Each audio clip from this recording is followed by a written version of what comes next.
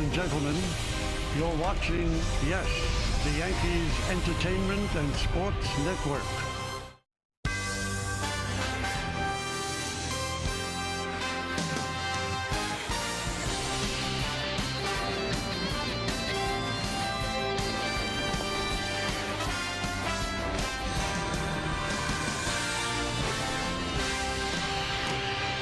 Crowd falling into Tropicana Field for the second game of the series and the season. Now Gary Sanchez is looking for a better outcome than he had on opening day when he was 0 for 5 and left some base runners on. And it is time for baseball as the Yes Network presents New York Yankees baseball. Tonight, it's the New York Yankees against the Tampa Bay Rays in the middle game of a three-game set from Tropicana Field in St. Petersburg, Florida.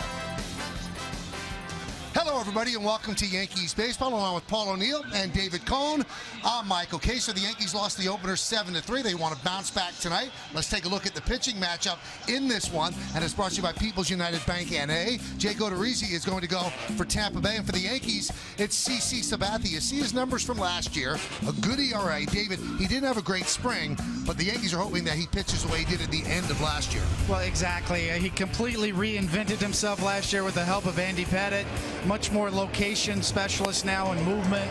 He's got that cutter, throwing more sliders, more changeups. He realizes that he's a finesse pitcher now, and that's the biggest thing to get over in your mind.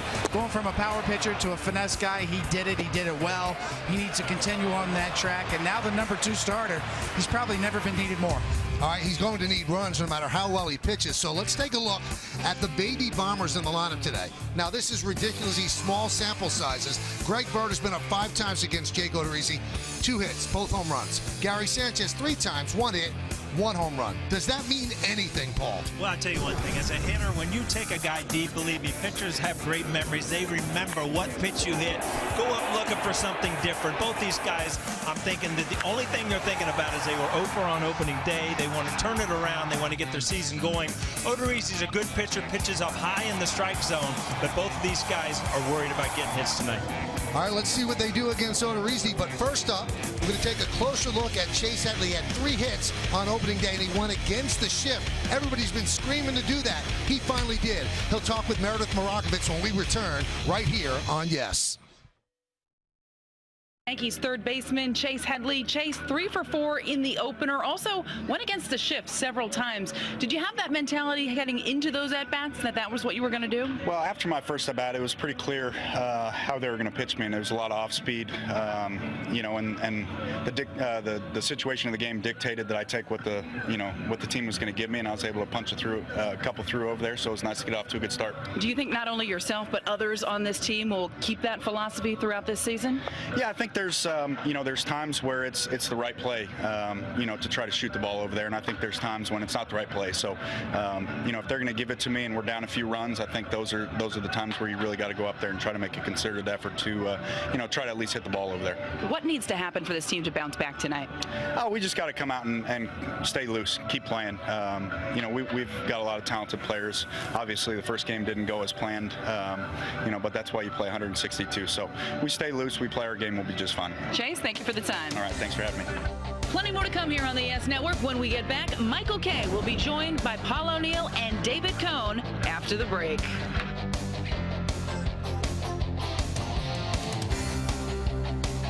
Any 2 of your favorites for only $5 on McDonald's McPick 2 menu for limited time. By Geico, 15 minutes could save you 15% or more on car insurance. Visit geico.com or call 1-800-947-AUTO. And by Honda, come test drive the Honda of your dreams at the Honda Dream Garage Sales event today. Game 2 of this 3-game set. Yankees against the Rays. Second game of the season. We'll take a look at the Yankees lineup put together by Joe Girardi. If you had Sunday's lineup, this is it. Brett Gardner's in left field leading off, batting second and catching. It's Gary Sanchez. Greg Bird in left field will hit, at first base will hit third. Cleaning up the DH, Matt Holliday. Jacoby Ellsbury in center field will bat fifth, batting sixth, and playing second base, Sterling Castro. Chase Headley, the third baseman, bats seventh, batting eighth, playing right field, Aaron Judge. And the shortstop is Ronald Torreyes. He's going to bat ninth. Jake Odorizzi ready to go. Pretty solid last year, as you see by those numbers. 54 walks against 166 strikeouts. Let's go ahead and give you the pitcher scout report, brought to you by your Tri-Honda dealers, and a big finish last year. Post All-Star break, he was 7-1 with a 2.71 ERA and 14 games started. That was really solid down the stretch. A little bit of luck. Paul, you remember that old Lotto commercial? The little guy, a little bit of luck. Oh, You need to win the Lotto. Well, that's him. Odorizzi, he had 17 no decisions last year, most in the AL, tied with Quintana from the Chicago White Sox, and he had 13 games where he gave up 2 earned runs or less and had no decisions. Well, that's the most since the early 1900s. I mean, that number is just incredible. And weighed him out. He averages 17.6 pitches per inning. That was the most in the AL last year. That's why he doesn't get too deep in the games. All right, we're about ready for baseball here at the Trop. A decidedly smaller crowd than the sellout crowd on Sunday. Brett Gardner's ready. Jake Odorizzi is ready. And let's do it here in St. Petersburg, Florida. Swung on and missed, and we are underway. You'll see that. You'll see that a lot today from Odorizzi. 89 miles an hour, a lot of swing and misses from left-handed hitters, which is surprising because they're used to seeing guys blow the ball by. It's just that he uses all the quadrants. Pitches up a lot. You know, Cody, you were talking about before the game, use that changeup or split finger up in the zone to kind of mess the hitter up a little bit. Much tougher against left-handed batters than right-handed batters.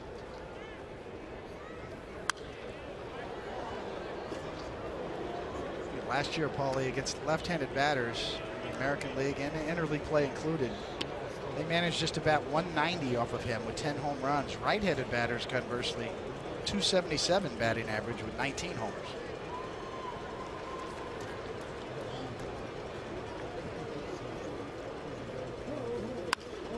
Fouled away. And this is, you know, this is what he does. He pitches up, but that's why he gets long counts. A lot of fly balls. He can't throw the ball by you all the time. And you talked about his early exits in games. It comes from 10 pitch at bats from guys fouling balls off.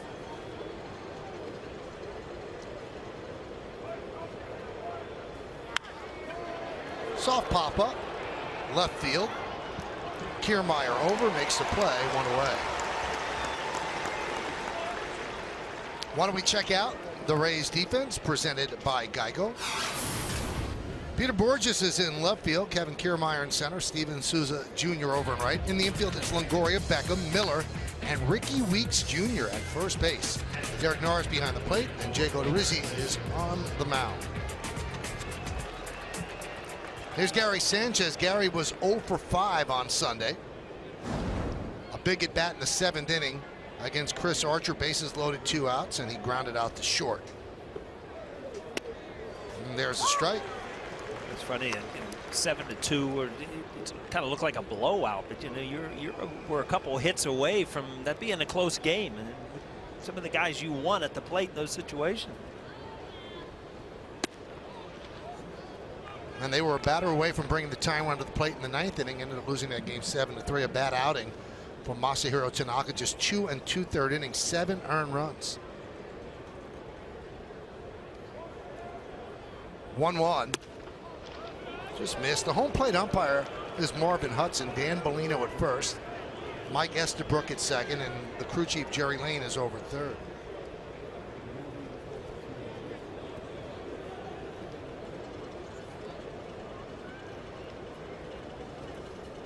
And the pitch. I'll tell you something, Paulie. Chris Archer, the starting pitcher for the Rays on opening day, showed me something, because Gary Sanchez hit a smash off of his leg. Yeah. It was measured at 115 miles an hour. Just to give you a clue how hard it comes off the bat. It was the highest recorded velocity that Sanchez has ever had. He can flick one to right with this shift right now. Nope. There's that high fastball as he gets away with. So 2-away, and that'll bring up Greg Bird. Just, I mean, it looks so good for a hitter when it's right at the top of that strike zone. Just have just a little hop on it, and it just gets by the bat. Brought to you by Mercedes Tri-State dealer, your Yesmo Still missed it, Michael. Here's Greg Bird. Bird 0 for 4 on Sunday with a walk in the first inning. Count 1-0.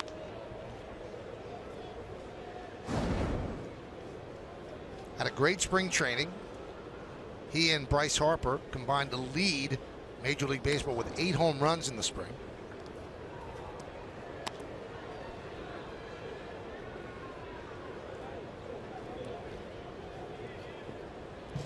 Bird has a very calm demeanor about him. Doesn't seem to get too stressed or geeked up for a game.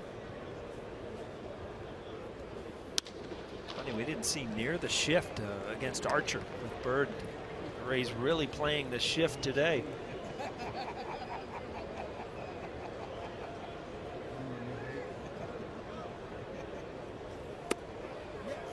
Now, if you don't like the shift, you could blame Tampa Bay, because under Joe Madden, they're the ones who really started it. And everybody thought how strange they were. Why would they do that? They were always looking for every advantage. Now every team does it. 3-1. And Bird walks. So a 2-out walk for Greg Bird. And that's going to bring up Matt Holliday.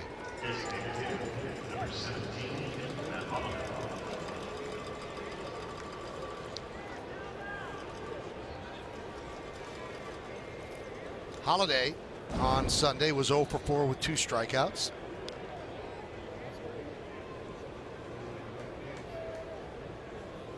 $20 home runs for the Cardinals last year, and after it was announced they would not be picking up his option, Cardinals were wondering how could we honor him, and he came up to pinch hit and hit a home run. Got a huge ovation. There's a fly ball to right field. Souza is there, and that will do it. Here in the first, no runs, no hits, no errors, 1 man left. It's the Yankees, nothing, and the Tampa Bay Rays coming to bat. And playing left field, Peter Borges. CC Sabathia, number 52, last year's numbers on his career, 223 and 141. For a career record with a 3.70 ERA. Let's go ahead and give you the pitcher scout report, brought to you by your Tri-Honda dealers and a familiar flow. This is his 42nd career start versus Tampa Bay, the most that he's had against any team. 14 and 14 for a record on his career in those 41 starts. And the Longoria watch. Out of all the people in the lineup, Longo's the guy you don't want to let beat you. He's batting .403. in his career with 7 home runs against CC Sabathia, and that's over 72 at-bats and 3,000 Ks. Well, can Sabathia reach that mark? There's been only 16 pitchers in the history of the game to do that. And there's a strike. Probably going to take him a couple years to get there, but he is 5th with Sabathia on the all-time strikeout list for left-handers. Of course, the top of that list, Randy Johnson, and then Steve Carlton. On both their lists, Coney. Help make that list. Ground ball grabbed there by Castro. Nice play as he throws out Souza.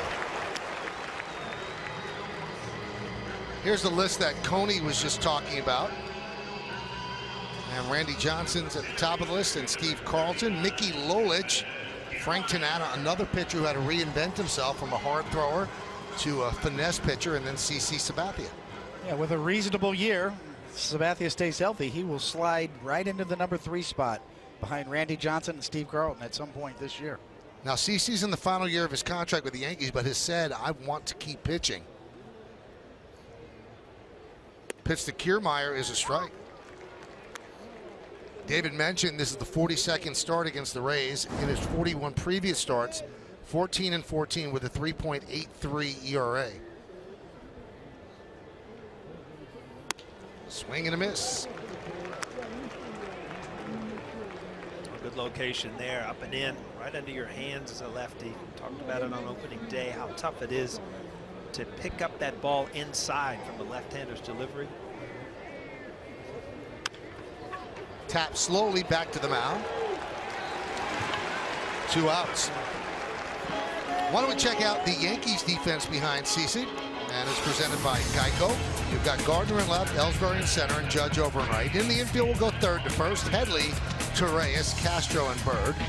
Gary Sanchez behind the plate, and on the mound, Karsten Charles Sabathia. And here is Evan Longoria. You heard the numbers he has against CeCe. See what he did last year.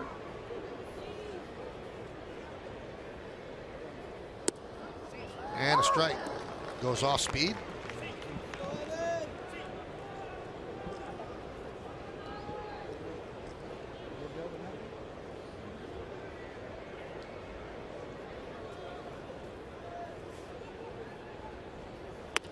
Yankees play Evan Longoria to pull. Greg Bird on the right side. And Longoria's always hurt the Yankees, playing essentially a full season, 150 games. That's since 2008. And you see the damage he's done.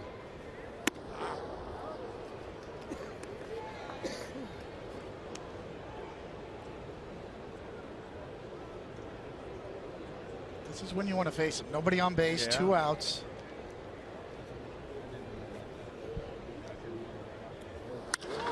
And he drives it the other way.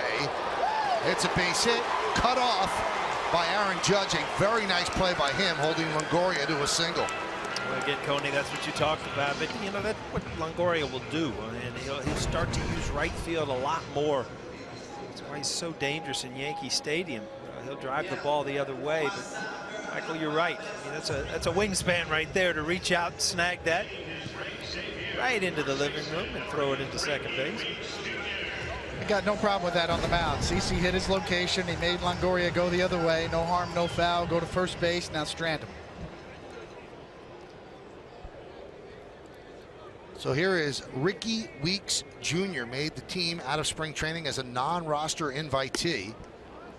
And he's playing first base. A former first-round draft pick of the Milwaukee Brewers in 2003. Actually the second pick in the draft. And tonight is his first major league game at first base, and that's an 11-year career. He did play first base this spring, 62 innings. That one is drilled to center field and deep. Going back, Ellsbury on the track, at the wall. He leaps and he makes the play, taking an extra base hit away from Weeks. So Ellsbury got a good jump, looked, checked where he was, and then a little baby leap to haul it in as we end the first inning with a 0-0 score.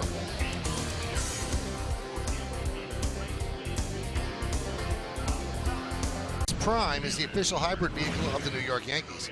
Name one major league hitter who you think will have a breakout season in 2017 and tell us why. Tan War said, Greg Bird. With the spring training he had, there's no reason he can't follow up with a monster season. Follow Yes Network and tweet us your responses using hashtag Yankees Prius Prime to keep the conversation going. Well, every year, Michael, you come in and there's going to be somebody in the lineup and there's going to be somebody on the pitching staff that will have that surprise year. And you just, you know, you have to wait it out. And you got to see. Last year, Gary Sanchez, obviously. And you just have to wait and see who it's going to be. Ellsbury fouls it back as he leads off the second. He finished the bottom of the first with a nice running play to the right of dead center field, taking a base hit and a run away from Tampa Bay.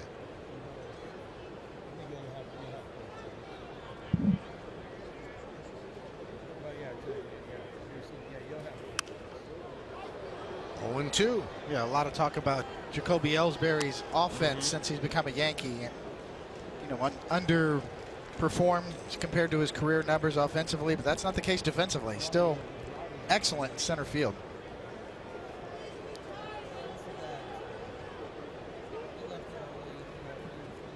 And the 0-2. Popped up. Longoria will make the play for the first out. Coney, it's amazing to me. The numbers you gave me, and then, you know, I'm looking at his delivery. It's not deceptive. I looked at that last pitch. You know, it's middle high, right down the middle. And for some reason, lefties just don't center the ball up off this guy. Yeah, a lot of pop-ups just like that. Weak contact, pop-ups, fly balls, and then change-ups down for swings and misses. Here's Starlin Castro, 3 for 4 on Sunday. 3 singles, scored a run.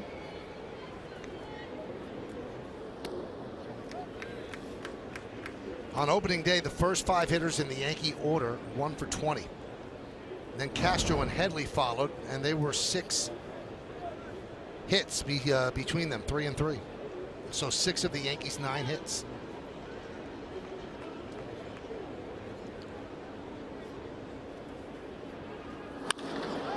Rip foul. I think probably the last piece of the puzzle for Castro is just a few less swings and misses at wild pitches. It pitches out of the zone, trying to be a little more selective while still retaining that aggressiveness. You know, the selective aggressiveness that every hitter kind of searches for, that balance. I think and that all is going to come by staying right center, left center, and not trying to do anything more than that. Fly ball center. Kiermaier drifts back, makes the play in front of the track for the second out. And Coney, to your point, if you look back at that at bat, the pitch that he had to get, he hooked foul, and that's the pitch that you hit down the line for a double. He ends up flying out, but the pitch in that sequence of that at bat that you do a lot of damage with, you hooked it foul because you try to do a little bit too much with it. Here's a pitch we're talking about. That's a pitch right down the middle, and as a hitter, you see it, you light up, but you got to put that ball in play. Headley puts it in play with a fly ball to left. Borges is there, and the Yankees go down in order. 1-2-3 against Odorizzi. We go to the bottom of the second. 0-0.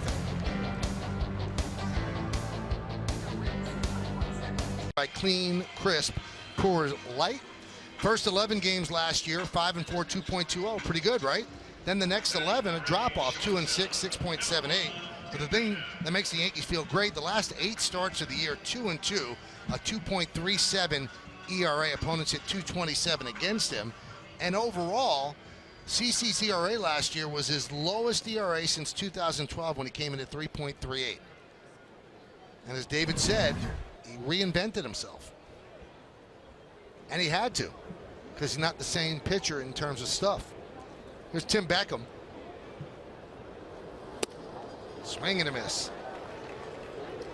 CC and Andy Pettitte are very close, and they talk a lot. And Andy came to camp for a couple of days this year, throw some BP, and he talks him through the cutter and changing of the speeds, because Andy had to reinvent himself in his last years as well.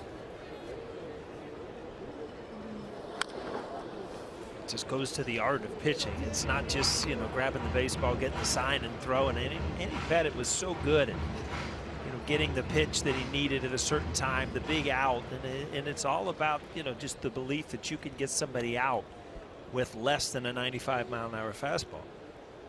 Just happens to every pitcher around the 2,500 inning mark. Sabathia is now over 3,000. That your arm just doesn't have the same elasticity. You're going to lose velocity. It's inevitable for every pitcher. I mean, rarely have we seen pitchers, maybe Nolan Ryan, there's always exceptions to the rule, but you get to a certain level of innings pitched and your skills are going to diminish, your velocity is going to diminish, and you have to adjust and become more conscious of location. Just missed. I mean, you look at that, I mean, that is just pinpoint control. That pitch you can't do anything with other than get a strike call, just kind of a backdoor slider, just missed the outside corner and knee high.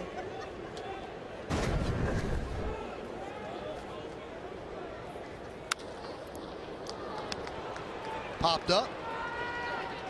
Castro is there, one away. CC actually talked earlier this spring about reinventing himself. It's tough, but you got to be willing to want to be able to get people out. Obviously, I need to make a change. Things that I was doing wasn't working, and I'm just blessed and happy to be able to have Larry and Andy, Mariano to be able to help me to develop the cutter and kind of change the way I pitch. And here he is, the number 2 starter in the Yankee rotation. Here's Miller, and there's the strike. Now the Yankees didn't seem to have any concern whatsoever that CC struggled in spring training. 6.75 ERA, 20 hits in 12 innings, 4 walks and 9 strikeouts. And when Joe Girardi was asked if he was worried after a couple of bad starts at the beginning, or how much he was worried, put his fingers in a 0, like not at all, because a guy like CC's working on stuff in spring training.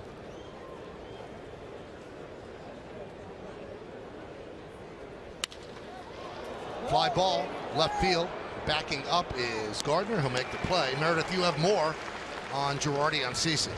Well, I spoke with him about the expectations for CeCe in the 2017 season, and he really believes he can build upon what he did last year. Felt as though he learned how to pitch with the stuff that he had. Also, you have to remember, he found a knee brace that worked for him, really helped him considerably on the mound. Girardi also mentioned the fact that he hopes he gets a little bit luckier. If you remember last year, he did get a lot of ground balls. Unfortunately, they weren't ground balls that turned into outs.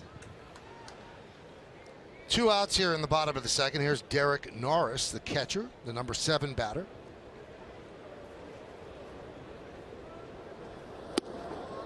You remember having a year, Coney, where it's just like the hits went through, and then there's years that, you know, if the ball's hit hard, it goes at people. And as a pitcher, you know, 30, 35 starts, I mean, you can have it can last a year. A hitter, usually, you know, you go through a bad 4 or 5 games and then you turn it around, it kind of evens out a little bit. Look back at 1 year that it happened. Absolutely. I mean, it happens to every pitcher. I think that's why I'm kind of a fan of sabermetrics, because you can peel back the layers and find out that luck factor year to year. Nowadays, with, you know, hard contact and soft contact that we can measure, you can kind of tell, you know, who's lucky, who's not, who's living in a tree. The old school expression is who's in a tree. Right? Horseshoe in your pocket, something. All the old bench jockey things we used to say is now kind of being proved true through some of the new technology. So it's not so much old school, new school. Sometimes you're validating some of the old school cliches. Right in on the hands, pops it up. Castro makes the play in a 1-2-3 inning for Sabathia and the Yanks. Let's take it to the third. 0-0 right here on Yes. Ramos, they signed knowing they wouldn't get him back for a while, knee surgery. He's on the 60-day DL. And the Rays took a flyer on Nathan Eovaldi, knowing he's going to miss his entire season after having Tommy John surgery. Here's Aaron Judge as we start the third. And there's a strike. That list looks kind of like my future, Paulie, right there. I wake up in the morning and make a list. Hip surgery's on the list. Got a few injuries. Strained flexor. I got it all.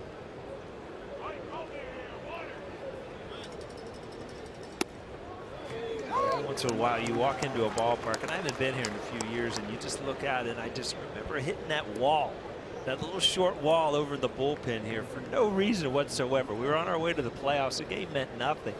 The wall shouldn't have been there at hip high, you know. Still a little sore in there. Lined into center field. It is a base hit in front of Kiermaier. Good sign for Judge there. As strong as he is, even when he gets beat inside, strong enough to hit it, get it past the infield. This ball gets way in on his hands, kind of runs in, but again, his strength and, you know, his confidence is going to come by just getting some hits, and then everything should work into place for him.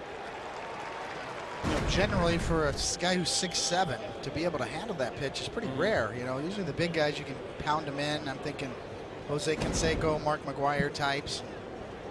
That's why the Yankee brass is so high on Judge. There's Torreyes. And he drills one to left field and deep. Going back Borges on the track at the wall. See ya! A 2-run home run for Ronald Torreyes. And the Yankees lead 2-0. He's sprinting around and he's following Judge. They look like they're one's playing Pony League and the other's in the Major League. Look at this. That was number 74, just went deep. You see, he had to get some air just to get the high fives. He had to jump. That's the point guard in the center meeting at home plate right there. Tell you what, that was a no-doubter either, Cody.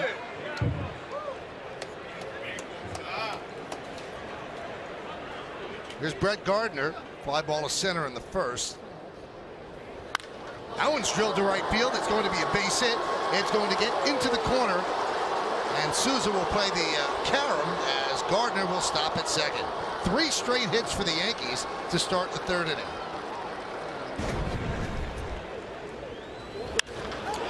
You see, Odorizzi knew immediately, looking for another ball, knew that wasn't coming back, but just the sound, miss out over the plate. Any major league hitter can hit that one.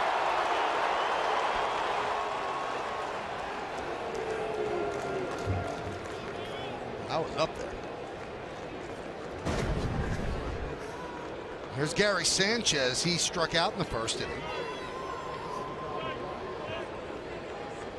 Playing dead pull, 3 infielders on the left side. Weeks, the only one on the right side.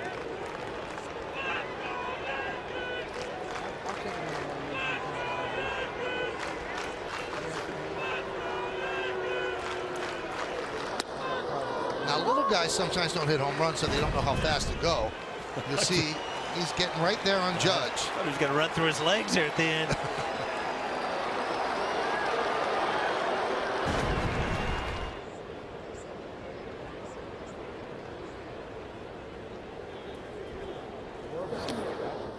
Last year, I mean, Torres, he had some, some energy to the lineup, to the team.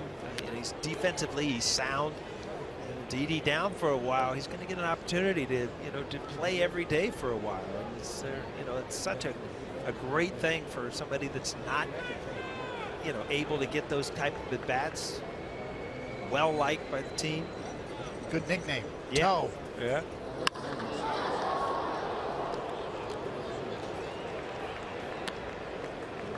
Torres was a superb defender last year. Can play him anywhere. I think that's why Brian Cashman and Joe Girardi were confident that he could handle short while Gregorius was out. But he's also got great contact skills. He doesn't strike out a lot. I don't know if you can expect him to hit a lot of homers like we just saw, but he definitely has good eye-hand coordination and puts the bat on the ball.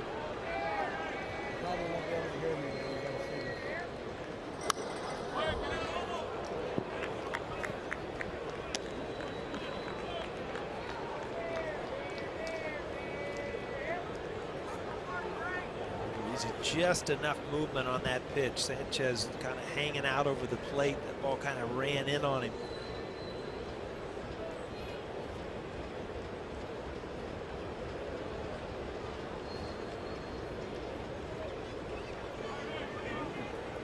One, two. Fouled away. Just the second career home run for Torres. The other one came against the Angels last year in Anaheim. That was August 19th. And that was also a no doubt about it.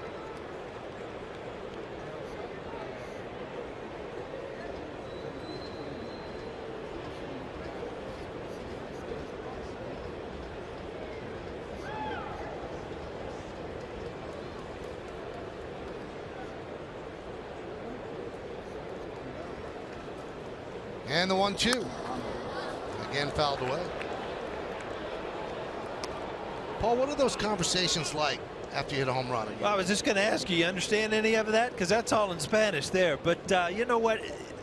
The guy who hit the home run is always a chatty guy. He just wants to talk. I mean, you're coming down from it's elation. I mean, you're just coming down from such a high after just hitting a home run. And, you just want somebody to talk to. Profundo. Palacayo. Linea. Those are all the words that come up. Those are the ones that you want to hear.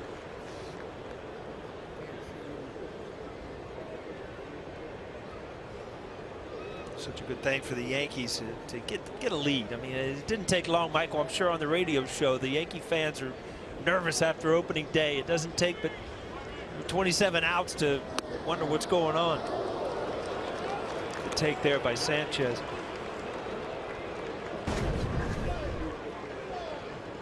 Just in off the plate.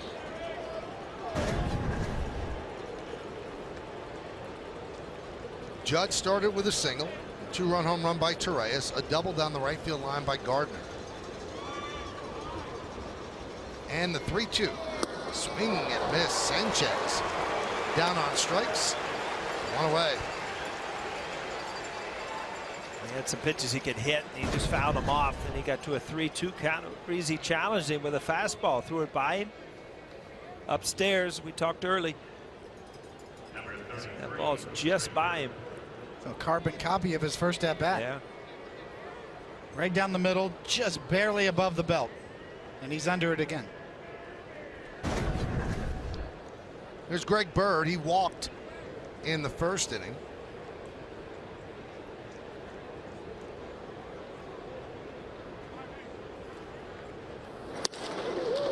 And Paul is right. They're playing him in a completely different manner than they did with Chris Archer on the mound.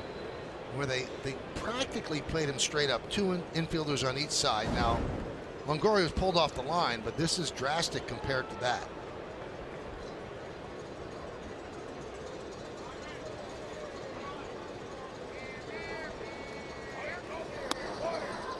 One and one. There can't be a lot of batted ball data on Greg Bird, unless you go back to the minor leagues, which are hard to find. So you're going 2 years ago. Yeah, it's kind of hard to throw a shift out there when you haven't seen a guy play in a year or so, right?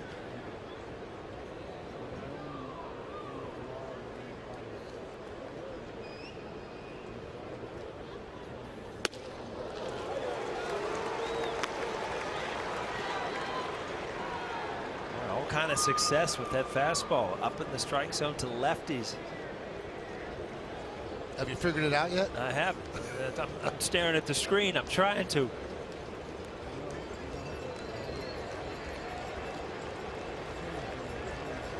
Swing and a miss. Bird down on strikes.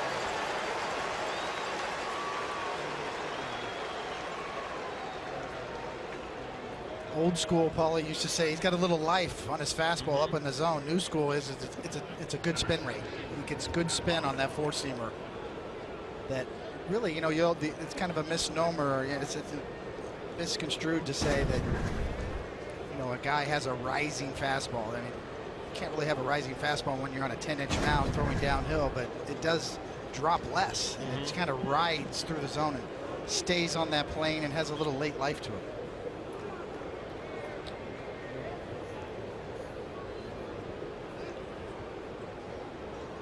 So here's Holiday.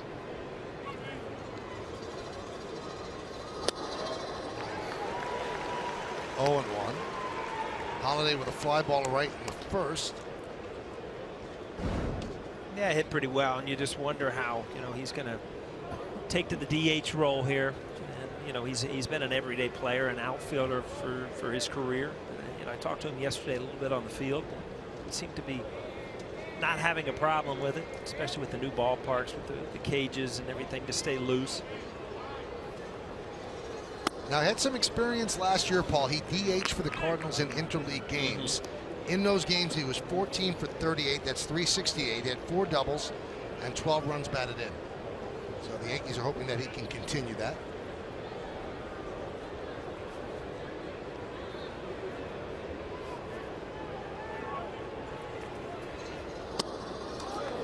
One and 2. I was talking to him on the field on opening day, and it was this is kind of a questionable call. You see the big leg kick, thought the ball was in. His wife, what is it, April 4th? April 1st, called him, said, I'm pregnant. It's like, what? I got enough. It was an April Fool's joke. His wife was on it. High fly ball. Left field. Where'd it go? Borges doesn't see it. And it's a base hit. It is a base hit. Lands right around the warning track. Scoring easily is Gardner. So it's a double for Holiday. Lost in the roof. And the Yankees lead 3-0. That went up there. Michael, you were calling. I was going to say, where'd it go? Michael called it. I don't know if that hit the catwalk or went over the top of it. But a high fly ball just got under that one.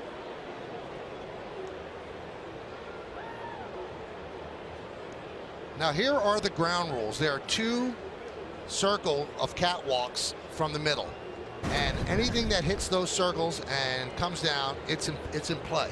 If it gets stuck up there, it's a double. Now the last 2 catwalks, if it hits those in fair territory, it's a home run. So if it hit anything, it was definitely the second catwalk. But I don't think it hit it. I just think that Borges lost it in the ceiling. And as Michael Jordan says, the roof is the ceiling. Or the ceiling is the roof, one of those. Yeah, it didn't look like it changed direction or anything. It was just a high fly ball. And when it goes over that catwalk as an outfielder, you just lose it for a period and you can't regain, you can't find it.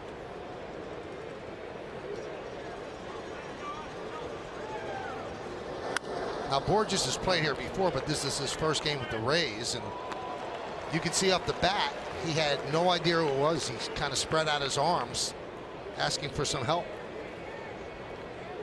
We used to have those rules playing wiffle ball. Same thing, Paulie, in the backyard. Condo Stick Park. You know, if it goes off the roof over here, it's a double. If it gets stuck up there, if you hit it over here, you know, it's a different rule. Just kind of make it up as you go.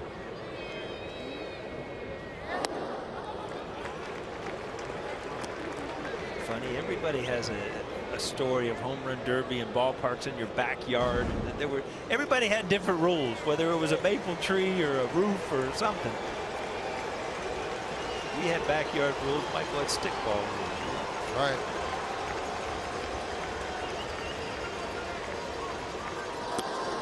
Remember Don Mattingly told me he had a big willow tree in his right field side of where they played in the backyard. He said if you hit in his tree, it was an out. He said that's how I learned to go the other way. I said, Kevin, would you steal that story from me? Because I had a big maple tree. That's why I went to left field. He just laughed. Only one baseball, right? Yeah, exactly. If you lose it, everybody's mad. 1-2 up the middle and off of Odorizzi. That's going to be a base hit. Holiday will stay right there at third, so a base hit for Ellsbury, and the Yankees have runners on first and third with 2 outs, 3 runs already in. Well, a break with Holiday, but then Ellsbury hammers one up the middle. Remember opening day, Sanchez, the ball fell right at Archer's feet and he was thrown out. This is another way it can happen. Kind of ricochets over towards second. Beautiful thing is a hitter.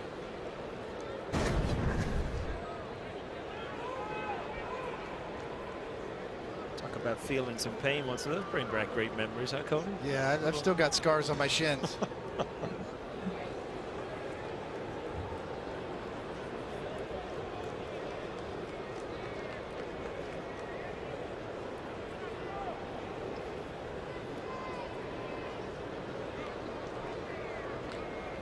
Here's Starlin Castro.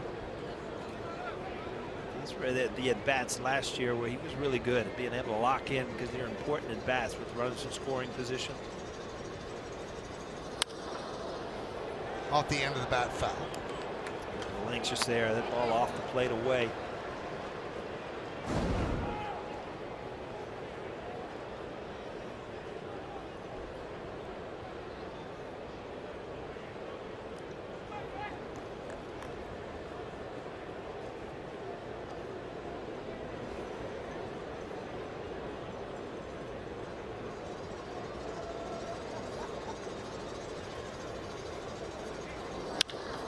Grounded up the middle. Beckham fields, flips to second. They get the force, and that'll do it. But the Yankees get 3 runs on 5 hits, a home run, and this double off the bat of Holiday. Did it hit anything? Well, whatever it is, it's a double, and it counts.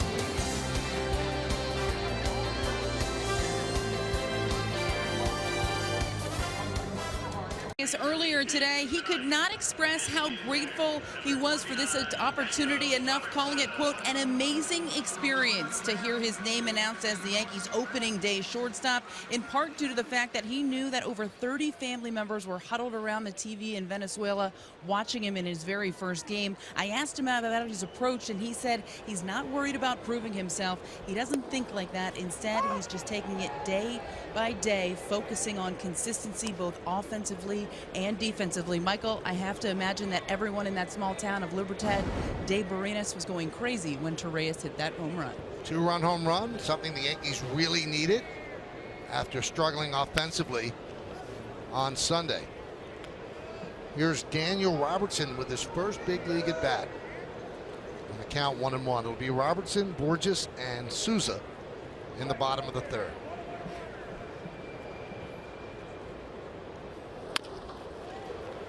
Grounded to short, Torreyes. And the stretch by Bird, not in time. It pulled him off the bag, and right away Bird is pointing to the Yankee dugout as if to say, I kept my foot on the bag. Get another look here, pretty good look. Looks like Bird is right. Coney, don't say out because he'll be saved. That's you were true. 0 for 2, 1 0 for 2. But from our angle, Coney, yes, camera, it looks like he was on.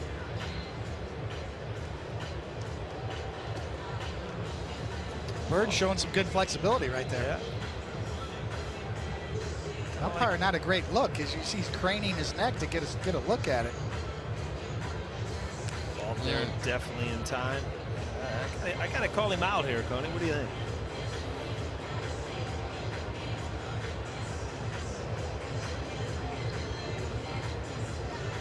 Well, right away, Bird pointed and said, "I kept my foot on the bag."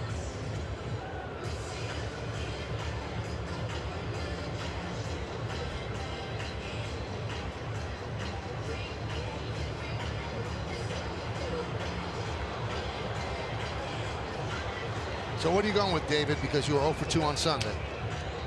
He's out. All right. I'm going to say that they don't have substantial evidence. Do they have more views than we have? Or the same? They have both TVs. Yeah, both trucks.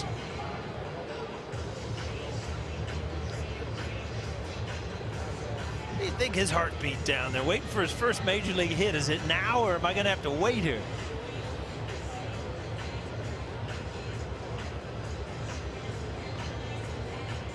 Once it's a hit, they're going to have to get the ball. If it's a hitter, they could take it away from him. Actually, they're scoring at an E6 if he is safe. They just reversed it.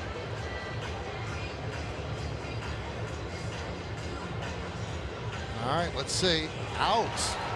That boy, Coney. 333 now. 333, David. Hey, 1 for 3 is good in this game. That gets you to Hall of Fame, Coney. Hang with him, kid. Imagine that. He feels the elation, and I'm sorry. Wow. Here's Peter Borges, who lost one in the roof. His first at bat.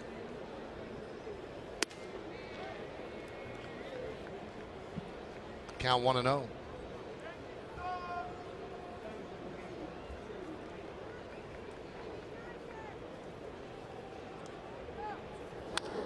That was clear evidence that his foot did stay on the bag. Got toes all around. Shortstop's name's Toe. Bird's toe stayed on.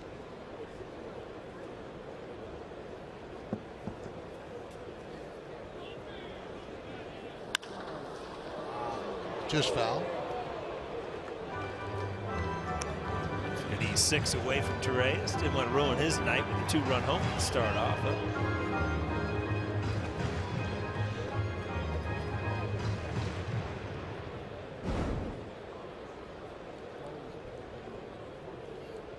You really have to give credit to the Yankee scouts. If you remember, young Hervis Solarte was a great find off the waiver wire.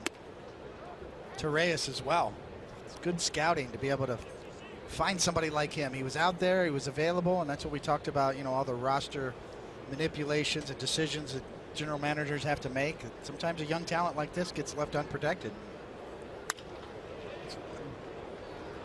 That's where your scouting comes in. It says, hey, let's take a flyer on this guy. We think he can play. And I think Solarte was very good as a Yankee. Came over, left in the Headley trade, but is still starting third base out in San Diego. What a great guy. Oh, I mean, it's about filling the rosters up too. It's not just all about the star players. I mean, you've got to have depth. You've got to have guys that are versatile and can play positions.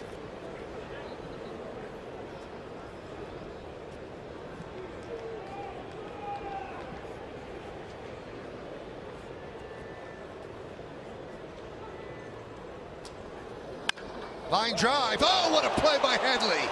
2 outs. Quick reactions in the backhand stab.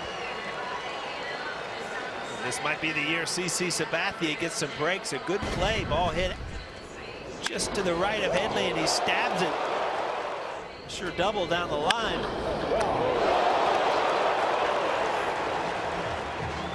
Similar to Andy Pettitte, you're playing third base behind this guy. Be ready. Yes. And if you watch Headley, he was moving. You never come to a standstill as a fielder if you're still kind of moving into the pitch. Much quicker to react.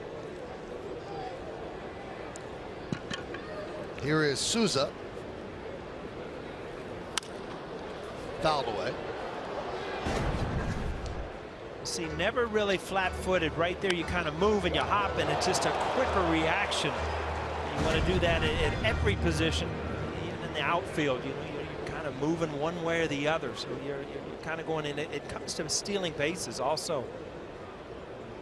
That's why it's so important that pitchers, make guys stop on the bases. Going from a flat-footed steal is much tougher than when you're moving. Probably the all-time best was Ricky Henderson at that. The way he got his running starts. Did you see they changed the name of the field in Oakland to Ricky Henderson Field? What? It's O.Co Coliseum at Ricky Henderson Field. No, Yeah, really? it's on the grass behind home plate. Wow. Think Ricky knows? I think he had something to do with it, I'm sure. I'll tell you what, when you look back, I mean, he's funny, and you do talk about it, but I mean, one of the greatest players really at his position ever played the game. I mean, yeah. As a leadoff hitter and as a base stealer, he was a threat every time he was out there. Just over the leaping try of Sabathia, barehanded by Torreyes. He got him. What a play by Torreyes. You score that 1-6-3 and put a star next to that one as well. Torreyes quickly jumped on it after it ticked off to the glove of Sabathia. Turned it into an inning-ending out.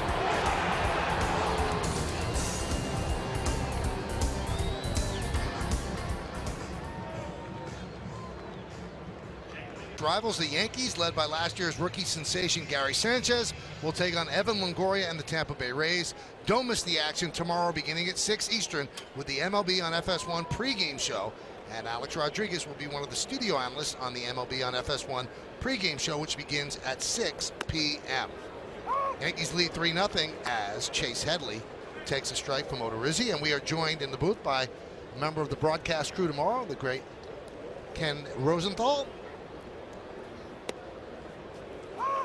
And there is Kenny right there sitting next to Paul. What's up, Ken? How you doing? Michael, how are you, man? Real good, real good. Now, tomorrow you're going to get Michael Pineda on the mound. And it's funny, people want to judge trades right away. And sometimes trades take a long time to germinate. What are you looking at with the trade that the Yankees made to get Pineda? I remember that trade very well. And it was a controversial trade at the time. A lot of people thought that giving up the hitter for the pitcher was not a particularly good idea. And at the time, the Yankees had kind of a Jesus Montero comp in Gary Sanchez, who was 19 years old in A-ball. Now, no one knew what Gary Sanchez would become. No one knew what Jesus Montero would become or not become. Same with Pineda. And the twists and turns for each of those three players just kind of shows you the unpredictability of baseball, the beauty of it, really.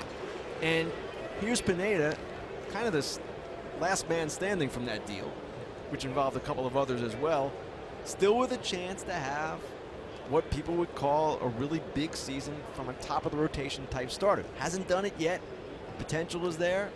Maybe it's this year. Aaron Judge at the plate on 1 count, and he fouls it back.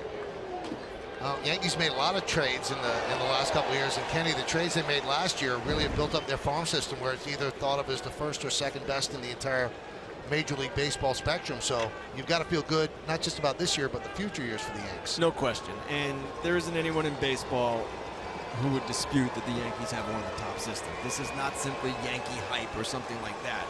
This is legitimate. And the question for me is how they go forward with the different players that they have positionally, whether they trade some for pitching, which they're going to need. There's no question about that. And how it all shakes out and who really becomes the stars and who does not.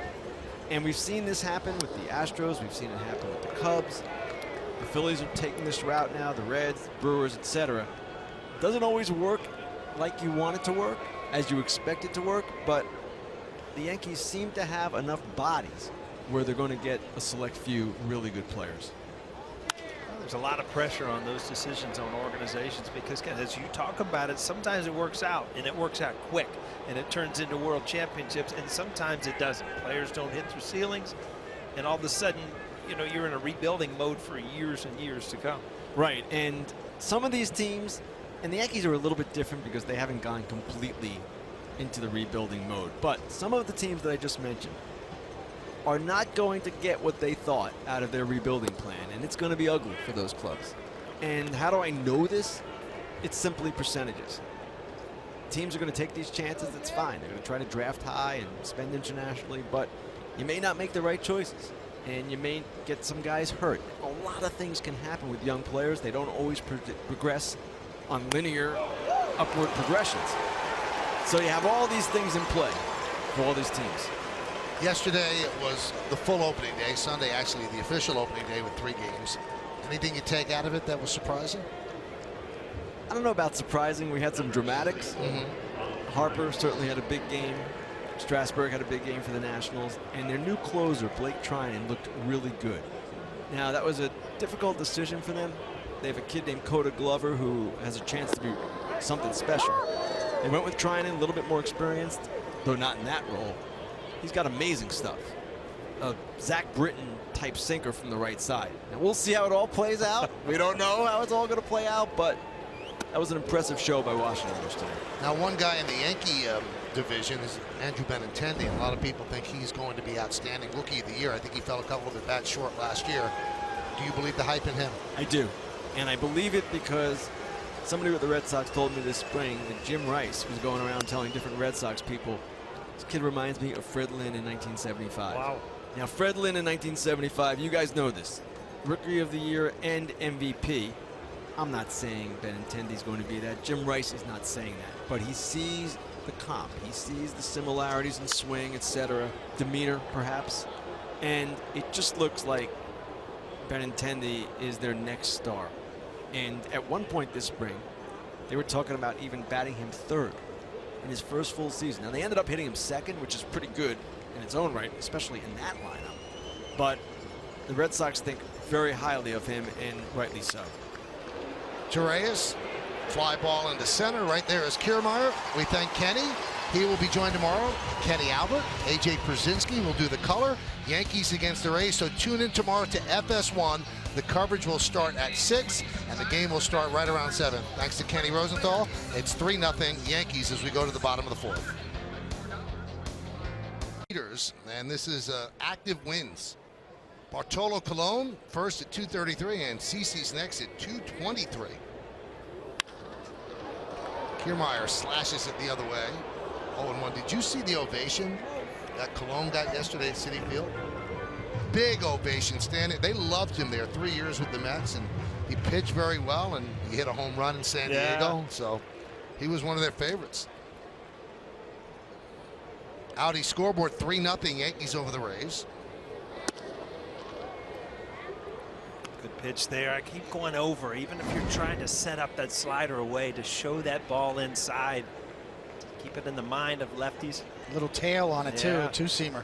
Sabathia's velocity's been good. He's been up to 93 miles an hour on the top end. I was just thinking, Michael, and every year opening day, you start thinking, and you were saying AJ Przinsky doing the game, he kind of rode off into the sunset, retired. We got Teixeira's gone, A-Rod, Ross from the Cubs, he's on Dancing with the Stars now. Who else retired? Tony Romo, he retired today, right? And got a pretty good job. He doesn't do baseball games, does he, Michael? No, lead analyst on CBS on football.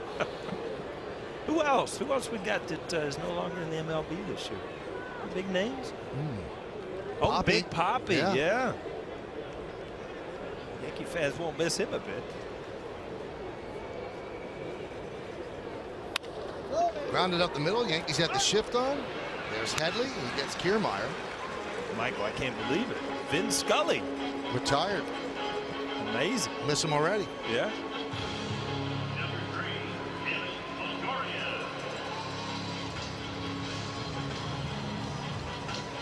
The game keeps going on, doesn't it, Coach? There's always somebody young coming for our jobs, Mark Teixeira with ESPN now. Michael, you got one of those 24-year deals. You think so? Yeah, from your mouth. From your mouth to Flip's ears. 24 year, 24 minutes. We haven't figured out which one. There's Longoria. CeCe's trying to figure out a way to get him out. Single to right field in the first inning. David, how frustrating does it become when you can't get a guy out? I mean, when a guy like Longoria is hitting over 400 lifetime and a lot of at-bats, you must have inferiority complex against a guy like this. Well, it can't get into your head without a doubt. Well, Longoria gets in a lot of pitchers' heads, so he's a different category.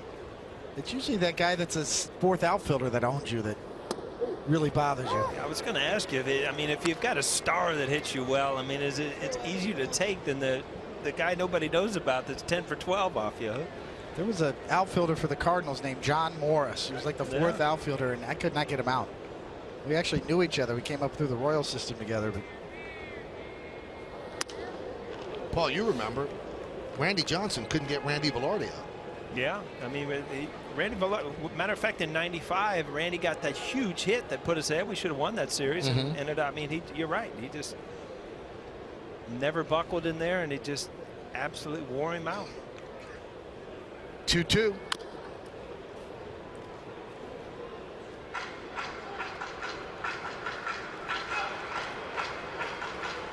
we mentioned it in the scouting report for CC Sabathia that don't let Longoria beat you. Well, this is the second at bat with nobody on. Ideal if you're Sabathia. Check swing. Did he go? No, he did not. Tony, I think he would have wanted that one. Good pitch down and in. Slider. See if he holds up.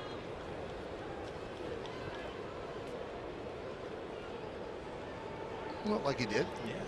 Looked like those wrists broke. Larry Rothschild begs to differ. And he walked him. Now, I've got to do everyone a favor out there and let you inside the booth. And we want to remind everybody, because it's important, if you want to watch Yankee baseball tomorrow, it's on FS1. We are not doing the game, so it'll be Kenny, AJ, and Kenny Rosenthal. And when I said that as Kenny was leaving, Paul's eyes lit up and said, we're not on. Paul O'Neill was going to be at the ballpark tomorrow with nothing to do. I just texted my wife. I said, we're on our way home tomorrow. I'm not coming to the ballpark. I had 3 suits for this trip. I might just leave one here for next year. When did they do this? Like last night, or has this been out there for a while? It's been a while. No. That a way to keep me on top of things, Michael. Wow, your eyes lit up like a 4-hit night. I don't know, man. I'll do some on-field stuff tomorrow or something. That's exactly right. Bill Bolin reminds me. It was like a little kid getting a snow day. No school. Those Weeks weren't fouls great it away. days, weren't they, Cody? There's a lot more snow days than ever when I grew up. Oh. If there's a dusting, school is canceled. I was always at the school that would never show up at the bottom of the screen. Every other school in the world was closed. It's like and you'd keep waiting until alphabetically your school would never show up.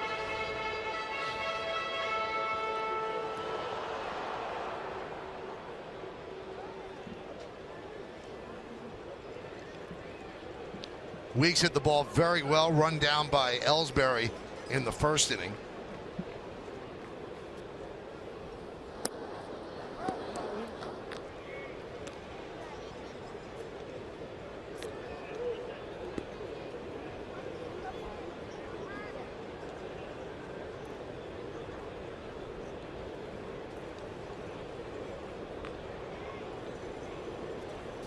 And the 1-2. Grounded foul. Yankees lead 3-0. All 3 runs in the third inning. The big blow, a 2-run home run by Ronald Torreyes. And then a double by Gardner. Sanchez and Bird struck out for 2 outs. And then Matt Holliday hit one roof high to left field. Peter Bourge just lost it, and it dropped in for a double, scoring a run. And that's where we are right now at 3-0 Yanks, bottom of the 4th. 1-2. Just missed. This is a pitch that Sabathia's got to own. That backdoor slider, you see it breaks around the plate, but very effective. You're stretching the strike zone side to side. You talk about changing the eye level up and down. Well, there's such a thing as doing side to side and stretching the eye level as well. Weeks really battling Sabathia. He's hit the ball hard early in the game. Dead center field, and you got to be kind of careful. I mean, you know he's got kind of power. These two know each other. CeCe finished the season 2008 with the Brewers, and they were teammates. If you look back, that's when like CC Sabathia gained a lot of respect from the people around baseball. Just kept taking the ball, helped them get to the playoffs. Kept taking the ball on 3 days rest and knew he was going to be a free agent. He put that Milwaukee Brewers team on his back and carried them to postseason.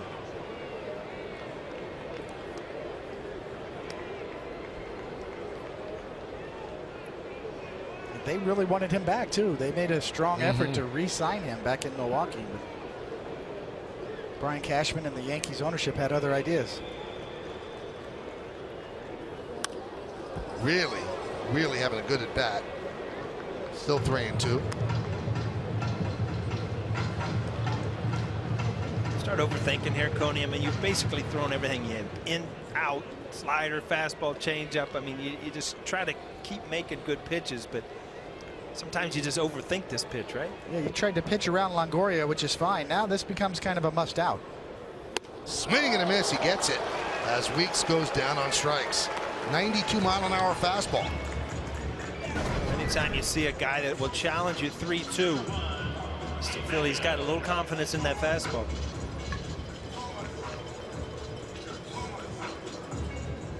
Nine-pitch at bat and ends up on the good side for CC Sabathia with a strikeout.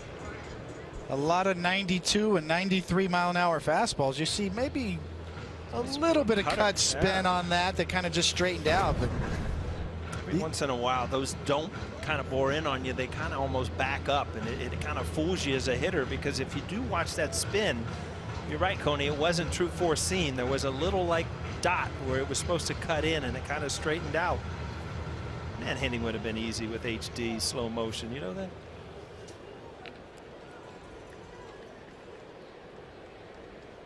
Break down every movement on the field now with the technology and StatCast and ESPN and the Major League Baseball Advanced Media does a great job. Beckham takes outside. David mentioned good velocity for Sabathia. That was 93 miles an hour.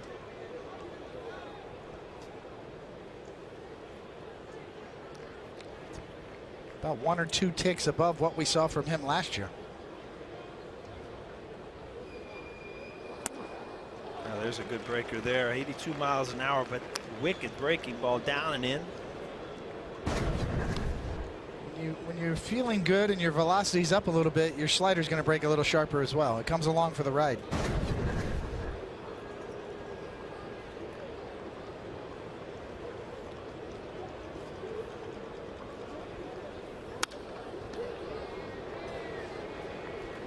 Even in on the dome, you look out at CC. I mean, it's fairly cool in here. It's just sweat dripping off the hat.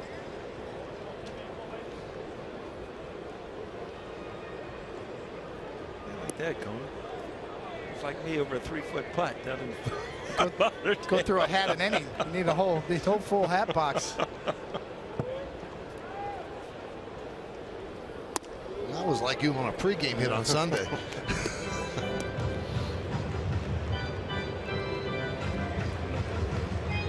The first guy I saw change his hats was Roger Clemens. He should change it every inning. He would do jerseys, shirts, everything. I used to wear the same hat all year. I mean, it was all beat up looking. And I changed at the All-Star break. I went through 2 a year, whether you needed them or not.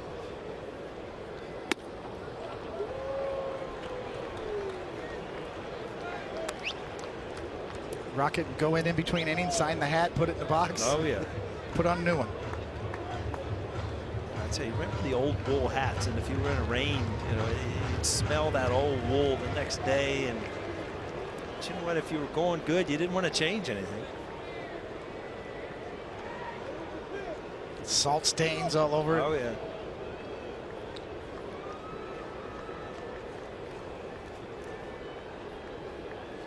Corner goes on the 3-2, grounded in the hole, backhanded by Torres. The throw to first, not in time. Beckham beats it out. Good play, just couldn't get enough on the throw. Beckham runs pretty well.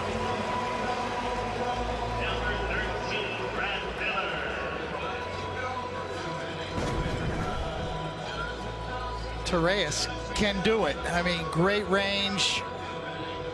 Hard, as you said, Paulie, to get any strength on that throw. And Bird, once again, showing that he can stretch. hurts looking at it, doesn't it? Young and flexible. A lot of times when that ball hits off the turf, it'll actually kind of pick up speed, and that ball hit on the dirt, which actually takes a little bit off of it. So many times, David Concepcion, the great shortstop at Cincinnati, used to kind of made that play where he intentionally would throw that ball off the turf to pick up speed.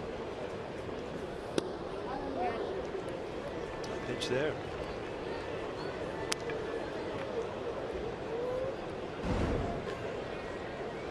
It's funny how this game comes at you, though, Coney. I mean, you do kind of pitch around Longoria, and then all of a sudden, you know, you come up in a situation like this. Now it's, you know, it's 2 outs, but runners in scoring position. It becomes a big inning, and a big out for CC right here.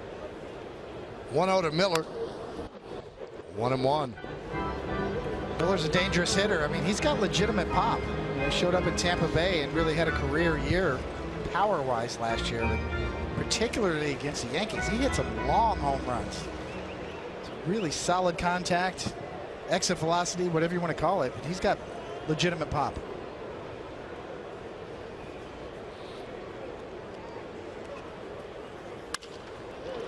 Chop, second base. The play made by Castro, flips it to Reyes, and CC gets out of trouble. No runs a hit, no errors, and 2 men left on base. We're going to go to the 5th inning. It's 3-0 Yankees.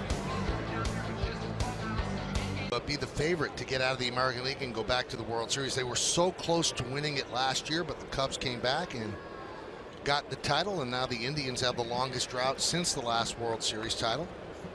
But they put together a great team. They've added Encarnacion, and then Brantley is now healthy. Got all that pitching, not too bad. GMC scoreboard 3-0 Yankees over Tampa Bay as we start the 5th inning. Here's Brett Gardner, 1 for 2 this evening, a double his last time up, and he scored on the Holiday roof double. Yankees have 5 hits and the Rays have 2. Extra hatch for CC. Robbie Kikuchi takes care of him. That's what he needs. Fly ball right field. Souza is there. 1 away. So 1 down, and that is going to bring up Gary Sanchez. MLB.TV Premium is back and better than ever. Watch every out-of-market regular season game live on over 400 supported devices. Plus, get a free subscription to @Bat Premium, the #1 app for live baseball. Blackout and other restrictions apply. Visit MLB.TV for details. Here's Gary Sanchez, 0 for 7 in the young season, so looking for a hit. And there's a strike. Gary had a very good spring training, but 0 for 5 yesterday and 2 strikeouts today against Odorizzi. If you're Joe Girardi, you'd love to see Sanchez and Bird both do something offensively tonight. So it just, you know, it doesn't take long in the hitter's mind to start pressing a little bit. And then he gets a double taken away by Longoria, who turns it into an out. An outstanding play by the Rays' third baseman. You look at that throw, and that's the throw that I'm talking about intentionally. Just 1 hop, skip it. Gary Sanchez has hit a few balls hard this year in this early couple games, and everything's getting caught. He sees he just long hop to the first baseman.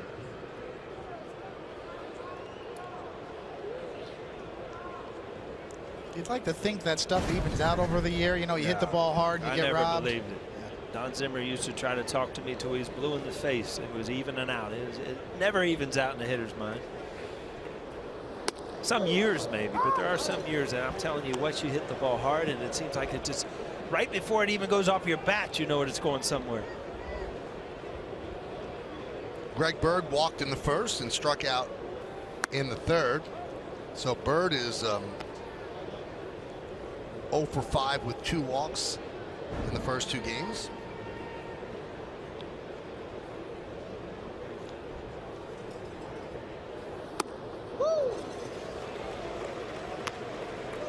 Early in the season, Paul, when does the hitter start getting antsy if he doesn't have a hit? I tell you what, opening day was big to me. I wanted to get a lot of things out of the way, but you know, you get a couple games into the season, and especially as a young player, you forget how long the season is. But you know, you don't want to start pressing, and you don't want to get to 0 for 8, 0 for 10. You just want to come out of the gate rolling.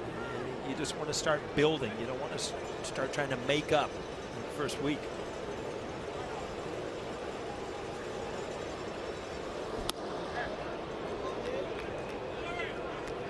Sports psychiatry now, you know, the big thing is trust the process. Oh, yeah. You're like, the hell with that. I want to hit. I need to win if I'm on the mound. I can trust this for 2 at-bats. That's it. I've had enough. And the 3-2 popped up and out of play. You ever get frustrated as a pitcher, though, hitting? I mean, because you weren't really expected to hit. But, I mean, did you go back to the dugout after 0 for 3s, 0 for 4s, and even think about being mad about it? No, I think it was more about bunts. If you didn't get a bunt down, because you really can affect the outcome. Sure. In the National League style game, a starting pitcher can get 60 to 75 at-bats throughout the course of a year. I always looked at it as if I've got to beat that other guy in the other dugout, the other pitcher. I've got to get a bunt down or keep him from doing something productive offensively.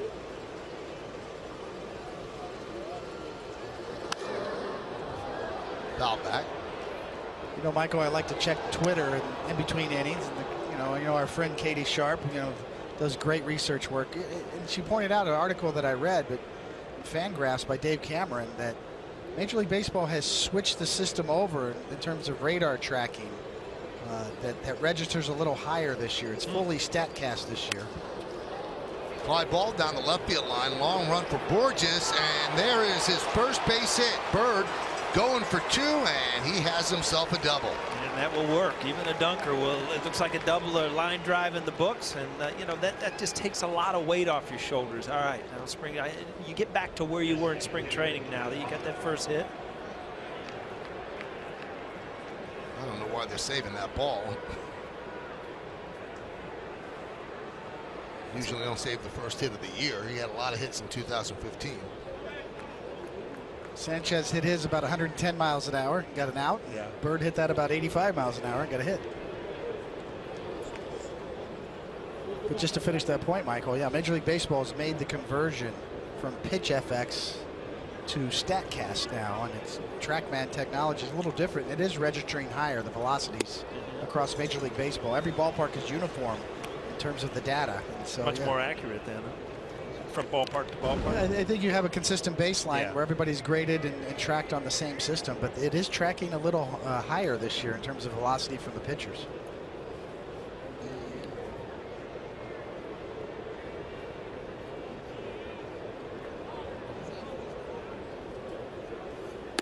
You joked on Sunday, in the old days, they wanted to see how fast Bob Feller threw, and just had a motorcycle start going, and then he threw alongside of it.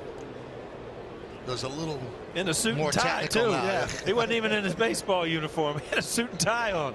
Wingtip shoes. Hair slicked back, just launching it.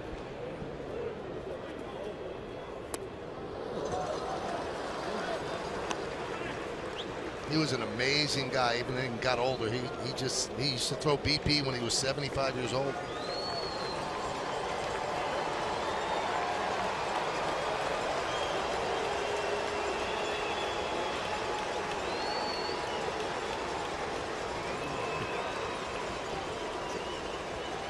Bandage on that ball. He hit it so hard.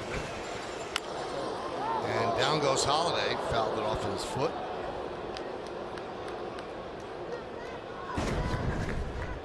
That little changeup split that Odorizzi features down and in to right. As you can see, Holiday out in front and over the top of it, and immediately down. And as usual, it just misses the shin guard and goes off the top of your foot.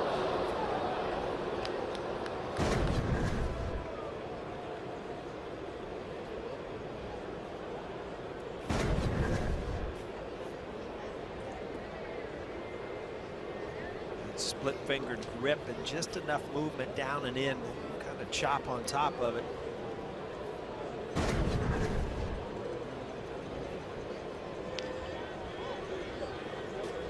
We've mentioned the splits from Odorizzi, the pitcher, tougher against left-handed batters than right.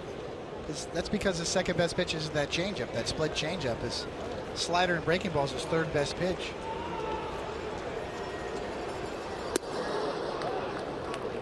Slider right there, and Holiday not even offering at it. generally speaking, right-handed pitchers will put away right-handed batters with sliders. Something breaking away. For Odorizzi, just the opposite. Something breaking down and in is probably his best secondary pitch offering to a right-handed batter.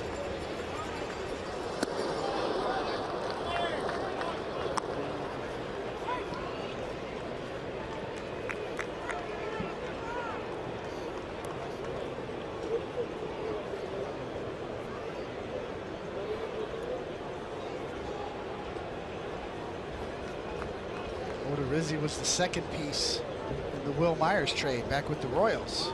He's the last one standing here in Tampa. And Holiday works a walk. A good at bat there. He took some good pitches, close pitches. Odorizzi didn't mind a bit walking him. A lot of off-speed stuff late in that count. This is one of those at bats, we kind of laughed opening day with Ellsbury hitting 5th. He let off a lot of innings, but now here's your true 5-hole hitter. 2 outs, men in scoring position. Ellsbury fouled out to Longoria in the second, then singled off the body of Odorizzi in the third.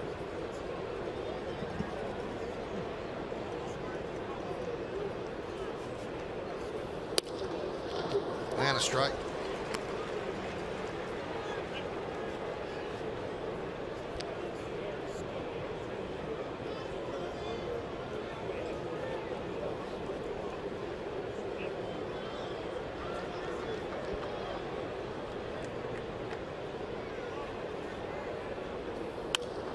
Fouled away, 0-2.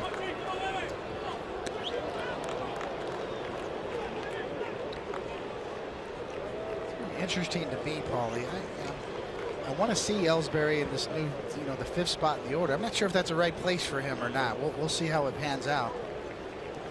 We talked about a little bit, with Joe Girardi's thinking is just to kind of balance the lineup and split up your righties and your lefties.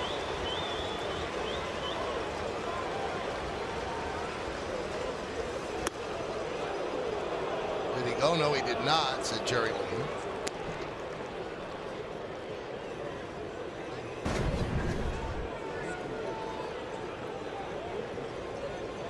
Did not go.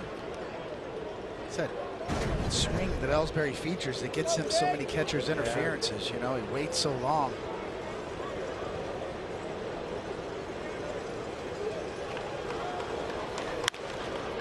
Chopped to short. Beckham goes the short way, gets the force, and that will do it. No runs a hit, no errors, and 2 men left. End of 4.5. We're halfway through. 3-0 Yanks.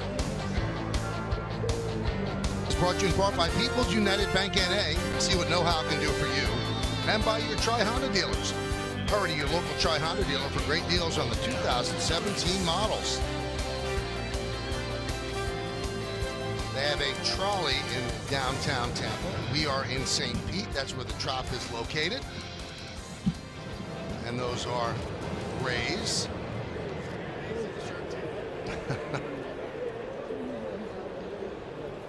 It was funny how we're staying over in Clearwater, and I was in the ocean today. Nothing like being in the ocean. And the Gulf, I'm sorry, there's no Atlantic Ocean over here. I'm on the wrong coast, folks.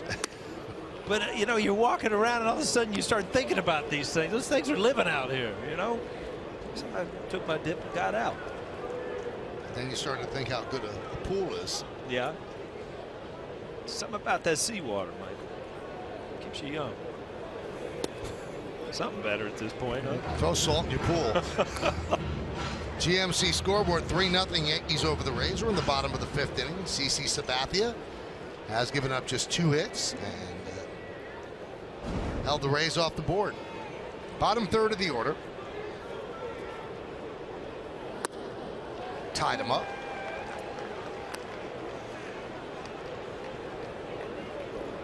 Pitch count's in a pretty good situation, just 70 as we start the 5th inning.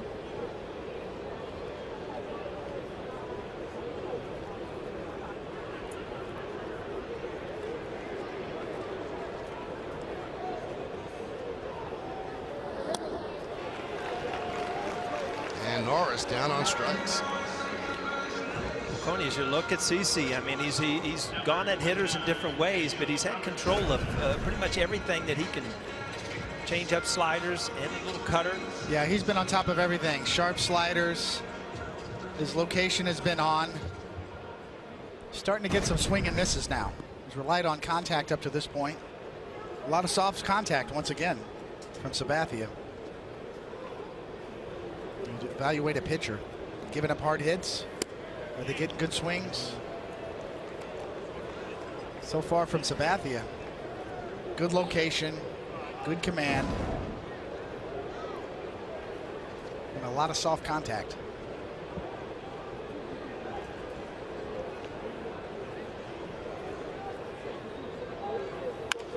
Robertson chops one to third. Headley, 2 outs.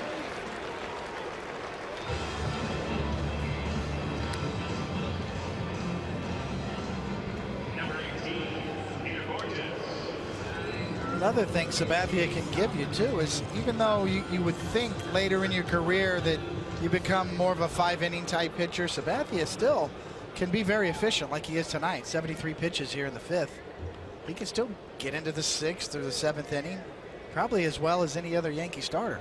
Yeah, this is an ideal situation. Obviously, you can't expect shutout baseball from him time in and time out, but you know, if this Yankee offense on CC's pitching day can score some runs, you know, he'll keep you in the game. He'll give you an opportunity to win the game. And you know, as a manager, you know, if you're number 1, you're number 2, you know, those guys aren't out there. You know, that's all you want from your pitcher, is to give you an opportunity. And if your offense scores some runs, you walk away with a win.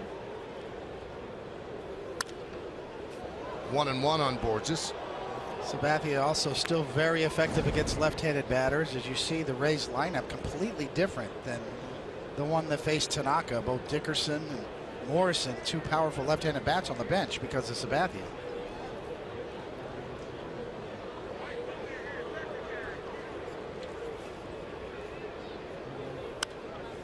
Right in on the hands. 1-2. That's why I was kind of fascinated this spring with the Yankees' young prospect Jordan Montgomery, who had such a good spring and is still in line possibly to be the 5th starter. He's kind of in a pseudo competition with Chad Green right now, but the diversity that another lefty gives you to turn over lineups like this is very valuable.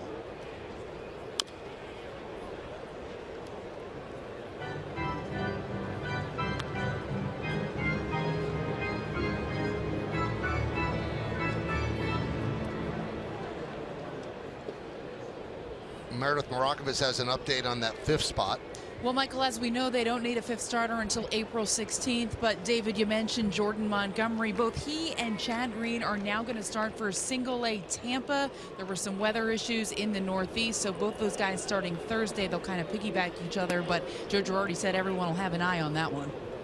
Meredith, that was so impressive. Did you see what happened right there, Connie? When we get in trouble, we start a story with 2 outs. Meredith jumps in. CC stepped off the mound and let Meredith get her story. Respect. Nice.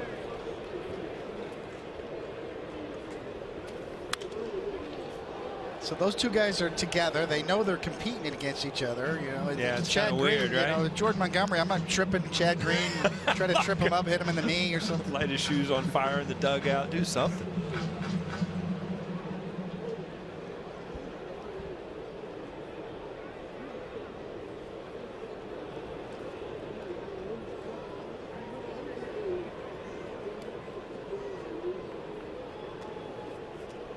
Two.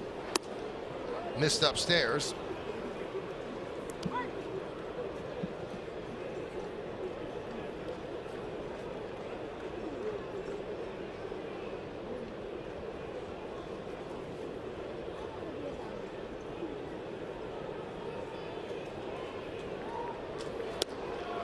And Borges works a walk.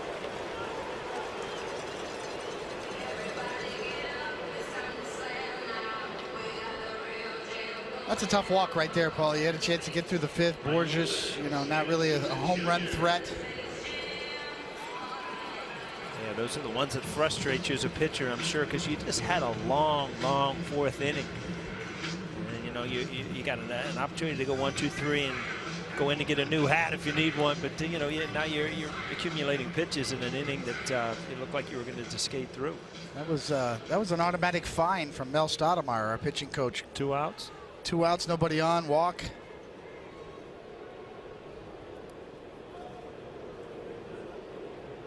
Brian Mitchell getting his shoes tied.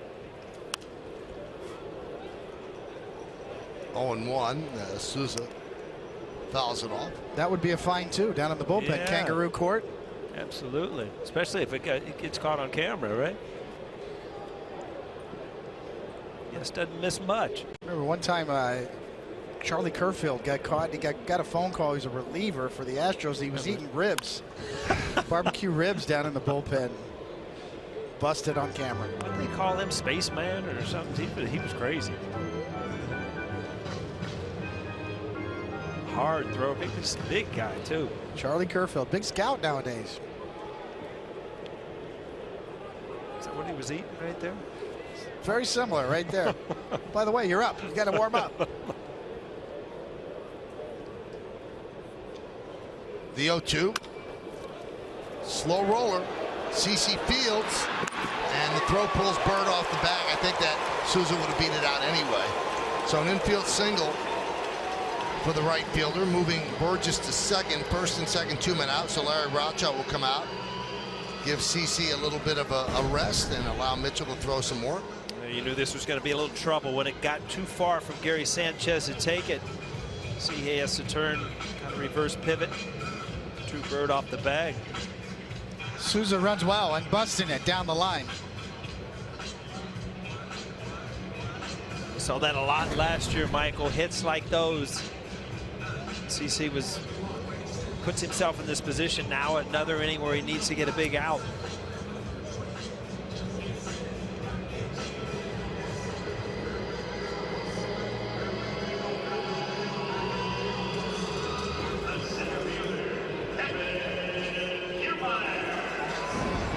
So here's Kiermaier. Grounded back to CC, grounded to third. Big spot. Yankees up 3-0, and Kiermaier's the tying run at the plate as Mitchell getting serious out there.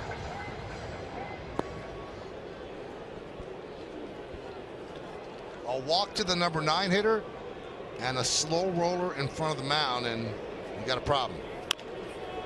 And that problem is ended. As Kiermaier right back to CC, and he gets the job done. No runs a hit, no errors, and 2 men left on base. 5 in the books. 3-0 Yanks. Collectibles of the season. It's Gary Sanchez Bobblehead Day, the first in the 2017 Collectibles Series presented by AT&T for the first 18,000 guests in attendance. So for tickets, log on to Yankees.com, visit the Yankee Stadium ticket window, Yankees clubhouse shops, or call Ticketmaster at 877-469-9849. Starlin Castro leads off the 6th inning, takes a pitch low. 3-0 Yankees. And CC's done, huh? I think he's done. Getting a lot of handshakes and hugs, but he's still out in the dugout.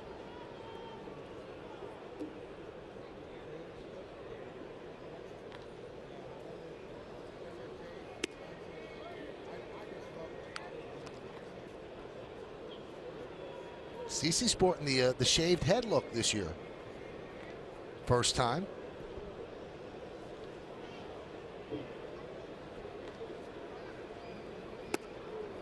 And a strike.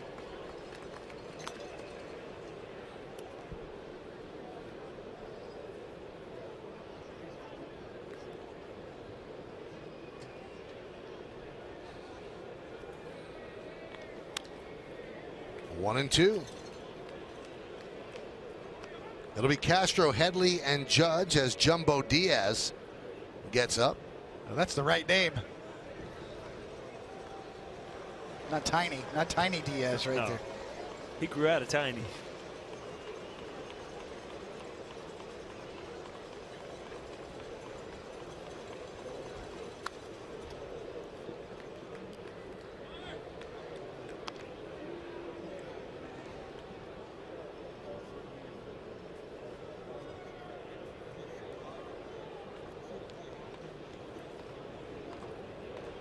Odorizzi coming to the end of the line here. The 94th pitch coming here in the 6th.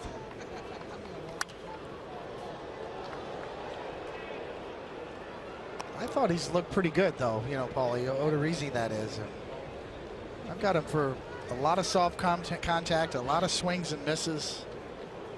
Unlikely home run. You know, you look at Trey is in a 2-run homer, and you know he settled down and a ball lost up in the catwalk. So he's kept the Rays in the game. He showed good stuff. You know, I've got him down for 10 swings and misses on the night.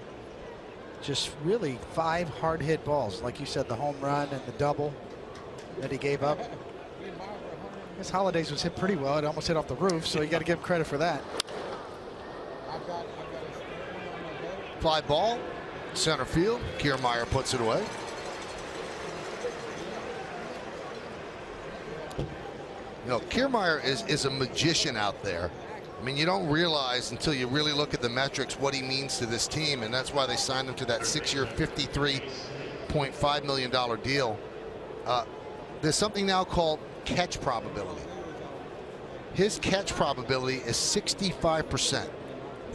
The league average is 19%, which is unbelievable. His team ERA, when the pitchers have him in center field, is 1.7 runs per game better than it is with anybody else in center field. He gets a try here. He goes deep to center field. Going back at the wall. Leap. See ya. A home run for Chase Headley. Kiermaier couldn't pull that one in, and the Yankees lead 4-0. What a welcome sight for Yankee fans. Chase Headley, dead center field. Home run. I don't think he got an extra base hit till May last year. It's off to a good start. A long home run here to dead center. Right down the middle, right back up the middle. And this is in the category of well struck. One part of this park, I remember, it plays very long too, is center field here. I mean, you got to get your money's worth to get it out here. Aaron Judge fouls it back to the screen. Again, Judge, you just like to see him take those aggressive swings. And, you know, as he gets more at bats, he's going to find you. See, yes, Mo, he's going to give it every effort. This ball just beat him to the wall, and it's a little deep. Little eyewash. 0-2. 4-0 Yankees. A home run by Torres, a 2-run shot, a double by Holiday, and now a solo shot to center field by that man, Chase Headley. You know, Michael, you mentioned catch probability and, like, you know, the new technology. If you have a center fielder that catches everything, that's going to hurt the catch probability for the left fielder and the right fielder, because the center fielder's gobbling up everything. They call you off everything. That's amazing to me. There was 65% catch. I mean, if the ball's hit to center field, is that what we're talking about? And the major league average last year was 19%. Yeah, that's crazy. It's the range and center, where there's some of those plays the right fielder could have made too. Line drive to right. Souza is there. This will always go down as one of the great catches by Kiermaier. This was in Baltimore. That's pretty good. Every once in a while, watch where his eyes are. Every once in a while, you just put yourself in a position and the ball finds the pocket. Chris Archer, you see that, loves it. Kiermaier, like, yep, went in the pocket, stayed there. Kiermaier was, as you said, Michael, in our last telecast, was rewarded with a big deal, a multi-year contract and a commitment. Well, so many teams now are searching for that defensive upgrade, and the Rays have the best center fielder now, so they're paying for it, even though he's not a great offensive player at this point. Torres fouls it back. Well, Kiermaier plays with his hair on fire too. Yeah. He plays the game hard. Good base runner. Not too bad either. 31st round draft pick. Those are always good stories. My sister wants his autograph. She thinks he's darling. Oh, really? He's so good looking, she says. So I was going to have to sashay down there and get an autograph for my sister. You're comfortable. Well, if you sashay down, he's going to think it's for you. I was just going to say, Cody, you're very comfortable to sashay down there to get an autograph. Really for my sister. Yeah. You mean personally? Her name's David too.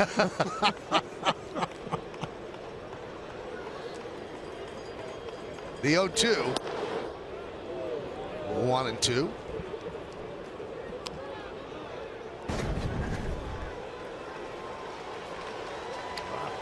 take. Ball just off the outside corner.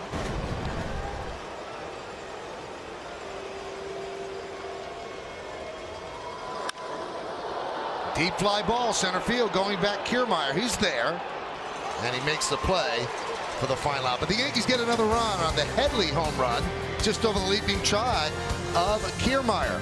We now go to Bob, Jack, and John for the Unlimited Baseball Break, brought to you by T-Mobile.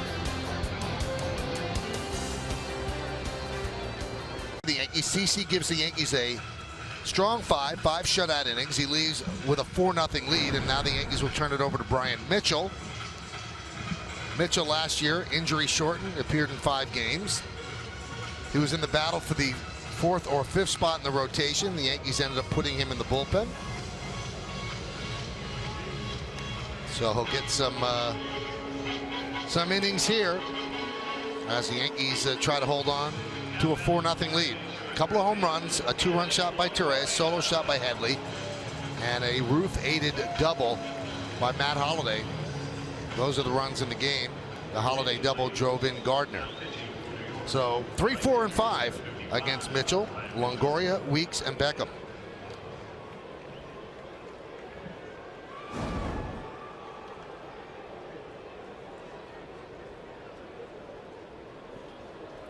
So Longoria was 1 for 1 with a walk against Sabathia. 1-0.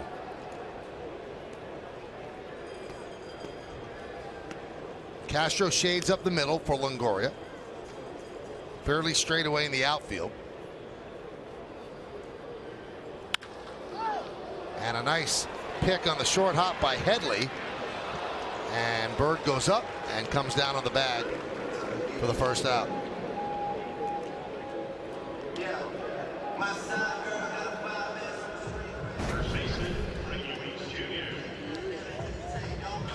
A lot of top spin. Perfect, though. Headley played to where he could get an easy short hop and then almost launched it.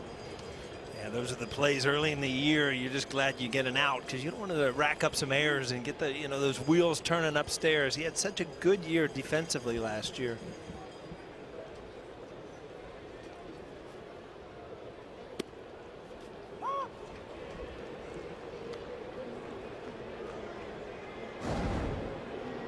Count 0-1 on Weeks. Weeks was 0 for 2 against Sabathia.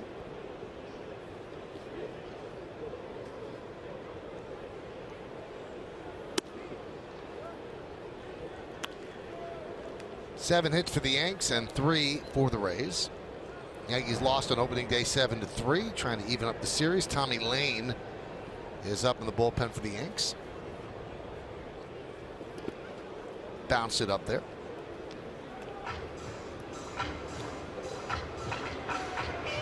We saw Brian Mitchell work on a splitter this spring, something that can get lefties out, as he was vying for a spot in the rotation. But there's no doubt about his arm. Mid-90s fastball, big curveball, 12-6, and a slider cutter type pitch as well.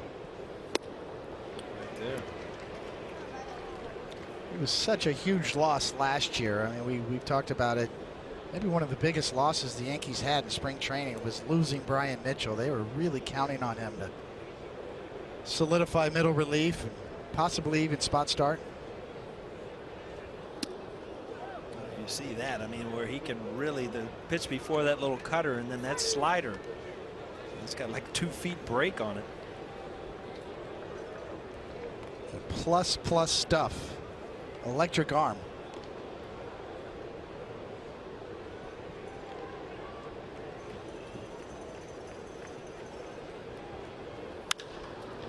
High pop up on the right side. Judge is there. 2 outs.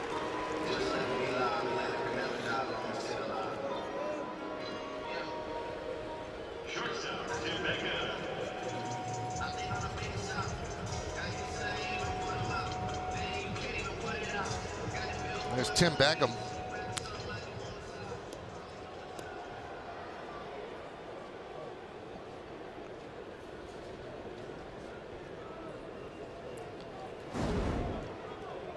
Beckham was 1 for 2. Infield single in the 4th inning. In the hole at short. Another try for Torreyes. He charges. And a 1-2-3 inning for Brian Mitchell and the Yankees. 6 innings in the books. 4-0 Yanks.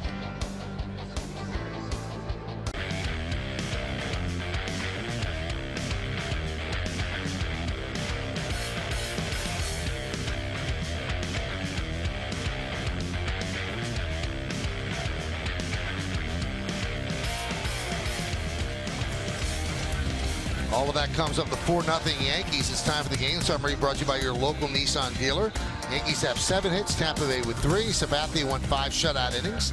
Jake Odorizzi, 6 innings, 7 hits, 4 runs, 2 walks, 4 strikeouts. Surprising home run for Ronald Torreyes, his second big league blast, a 2-run shot. Put the Yankees on the board. Chase Headley made it 4-0 with a solo shot to center field in the 6th. So that's where we stand on the Nissan scoreboard. New pitcher for the Tampa Bay Rays, it's Jumbo Diaz. He relieves Jake Odorizzi. So Diaz will pitch to start the 7th. Last year with the Reds, 45 games, 1-1, 3.14 ERA. Numbers pretty good. Obviously, like to cut down on those walks. He'll face the top of the Yankee order: Gardner, Sanchez, and Bird. Yeah, watched him pitch in Cincinnati last year. The first half, he threw the ball really well. Ran out of the gas at the end, but it was on one of those teams where the bullpen was used day in and day out. Guys are worn out. Cadillac scoreboard: 4-0 Yankees over the Rays. Gardner 1 for 3 tonight, a double and a run scored. His double was down the right field line.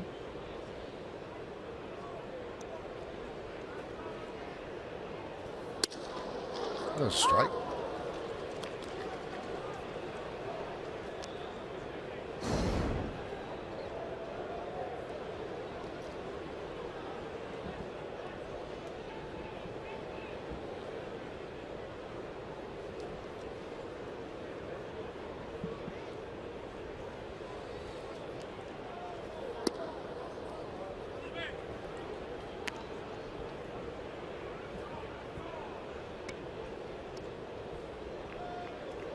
One thing Brett Gardner does just as well as anybody in the Yankee lineup is see pitches, work the count.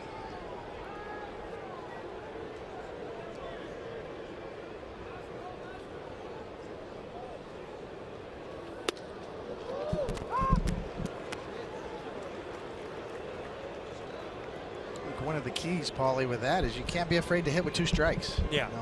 You know, this is an approach that wouldn't work for Aaron Judge. He doesn't want to get to 2 strikes. No. I was kind of bring that up. Depending on what type of hitter you are, Brett Gardner, you want to work count, work walk, steal bases. Judge, you want him to get his swings in, because when he ties into one, it's going to end up in the seats.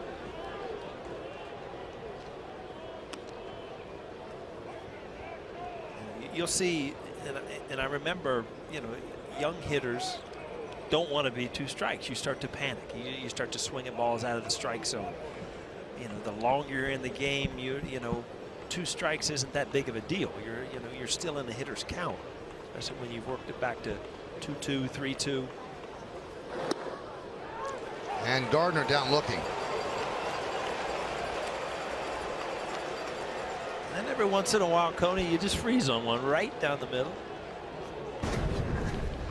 In the back of your mind, sorry, Coney, you're probably looking for something that breaks a little more. That's a little cutter right there. Just kind of stayed right there.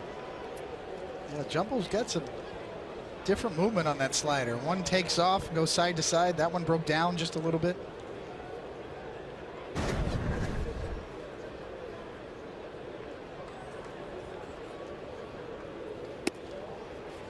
Well, Greg Bird got his hit out of the way, and you know that Gary Sanchez, who's now 0 for 8, wants to get his hit out of the way. 2 strikeouts and a great play by Longoria on a hot shot down the third base line, turned a double into an out. High pop-up.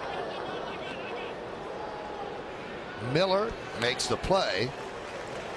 2 outs.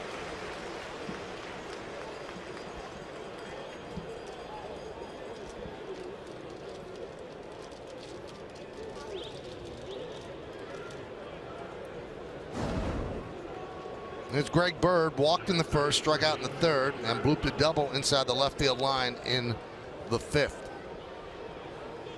Tyler Clippard up for the Yanks. The Yanks settling into their bullpen formula.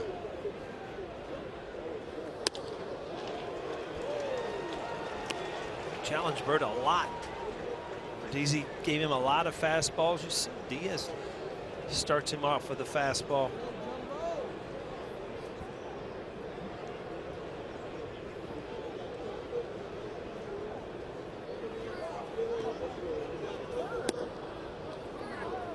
Count 1-1. Back at the infield, Michael. Shift is gone. All of a sudden, you know, depending on the pitcher, I guess, is how they're shifting on guys. I guess the harder guy throws, they'll keep two guys on the left side of the infield. Base runners has something to do with it as well.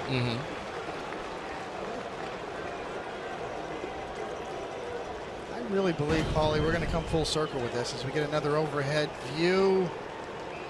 Close. Is the black part of the plate? Wasn't in my view. I'm sure you liked it, right? I think we're going to come full circle on the shifting game. I think it's still relatively new. I think we're just scratching the surface on a lot of this technology. Michael mentioned catch probability, but as far as the shifts go, hitters are going to start adjusting more. We saw Chase Headley do it. I think as you get more and more information and hitters adjust, it's going to come back around a little bit the other way. You're going to have guys in your lineup, you know, your true power hitters that don't care about a shift. But, you know, the other guys that put the ball in play are going to be able to hit against the shift. And I agree with you 100%. It's going to be a, you know, a talent that you learn to hit against these shifts. Especially late in the game when you're down a couple of runs, if they're giving you a hit. You know, Chase Headley did that in the opening game and set up almost a comeback just by a punt.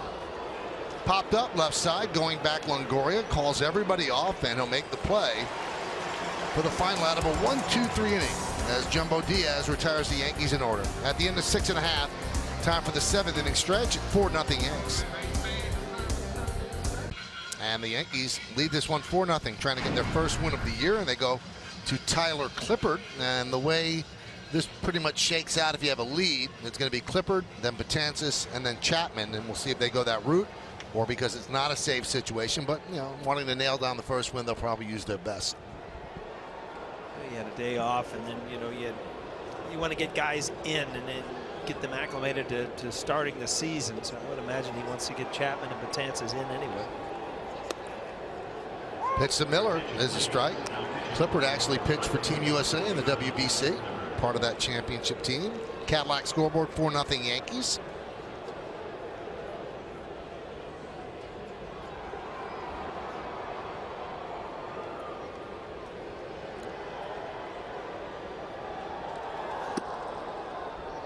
Talked earlier in the game about guys that surprised you throughout the year, and Sanchez was the everyday player, and Clippard might have been that pitcher that just kind of came from nowhere, and Yankees picked up and really did a great job out of the bullpen.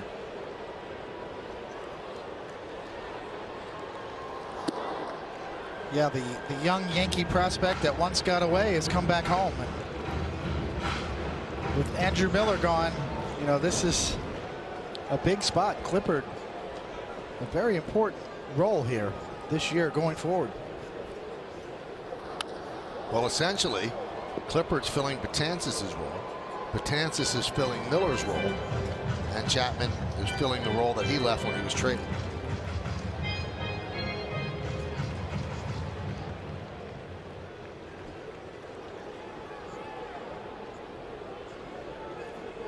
Two balls, two strikes as we start the bottom of the 7th. Clippard deals. Fouled away. Lots of little things, you know, Paulie, I wanted to ask you when you were hitting, but underrated Clippard style, kind of herky-jerky, throws the glove at you, creates deception. You know, he tops out about 91 miles an hour with a really plus changeup. Watch how high his glove goes before he delivers. Yeah, and he really jumps at you. And as a hitter, as soon as a pitcher jumps, you kind of jump at him, and that's how he uses that changeup. Very few pitchers have this kind of tilt and that height on his glove, way above his head with his glove, and then right over the top. So that's creating deception. High fly ball. Right center, converging Ellsbury and Judge, and Ellsbury calls off Judge to make the play. One away. Hey, Sunday, don't miss the season premiere of WB Mason Presents the Joe Girardi Show. Go inside the mind of the manager as the skipper analyzes all the opening week action and answers your questions. It premieres Sunday at 5:30 only on Yes. I'm not guessing that Joe's digging into those cookies. I'm not passing that picture by. Where did it come from, by the way? Oh no. Fill my pockets up on the way out. It's a long ride home, right? Derek Norris swings and misses. See, Michael, that last play, Judge could have easily caught that ball, so he doesn't get credit. He was there. Ellsbury kind of got there late, so he gets credit for the catch on catch probability. Aaron Judge gets docked, but he could have caught it. He was there. So you have flawed the system, or found a flaw in the system. See, these scientific things really eat at Coney. No, I'm just saying that, you can't always go. The defensive metrics are a little raw, always have been. I think they're much better than what they used to be. But when you're trying to gauge range and how many balls you catch, and the fly ball in that particular zone, Aaron Judge will get docked for not making that catch only because Ellsbury was there and called him off.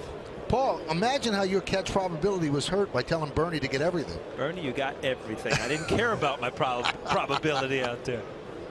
That's right. I was working on my swing, and I wanted to get ready for my next at bat. Just let's get some outs so we can go hit, all right?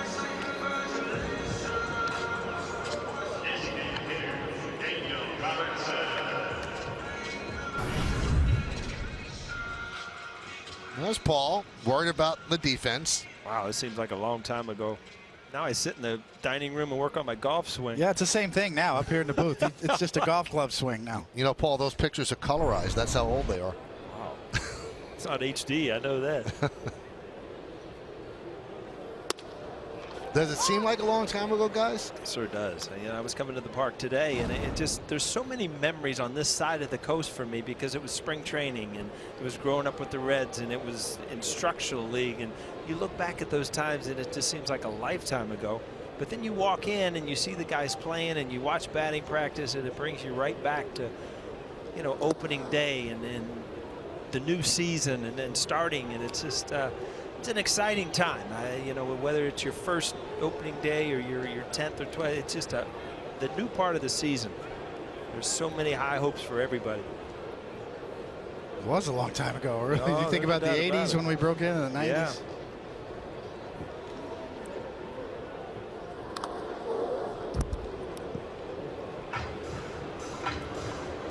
On this date in 1989, Joe Girardi broke in.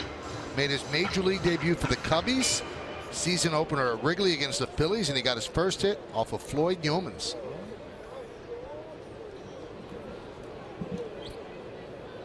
And that night, after his first hit, he got engaged to Kim. Wow, he felt good about that, his career at that point, didn't he?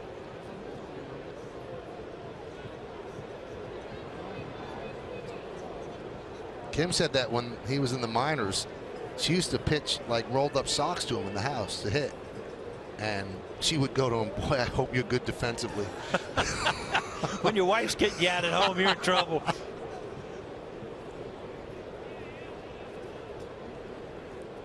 One-two, swing and a miss. Strong inning for Clippard as the Rays go down in order 1, 2, 3, and we're going to the 8th inning. All Yankees so far, they lead 4-0.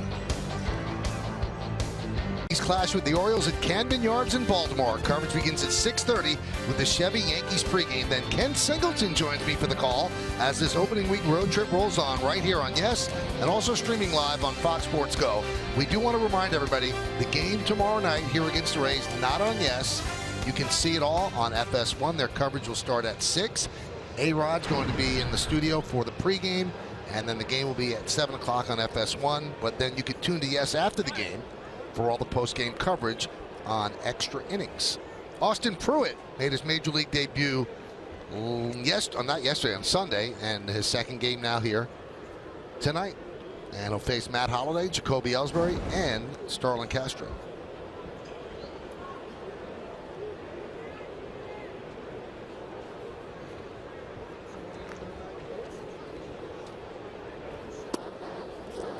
And there's a strike to Holliday. He'll remember his first hit as a Yankee. It went as high as it went far, as Dylan Betances gets ready for the 8th. And he got himself a double when Borges couldn't pick up the ball.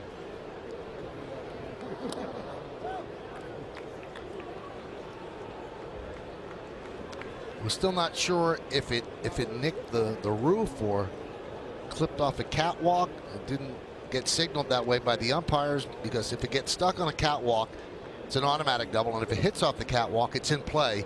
You get what you can get. That's the A and B catwalks, the A rings and the B rings. And then the C and D rings, if it hits them in fair territory, those are home runs.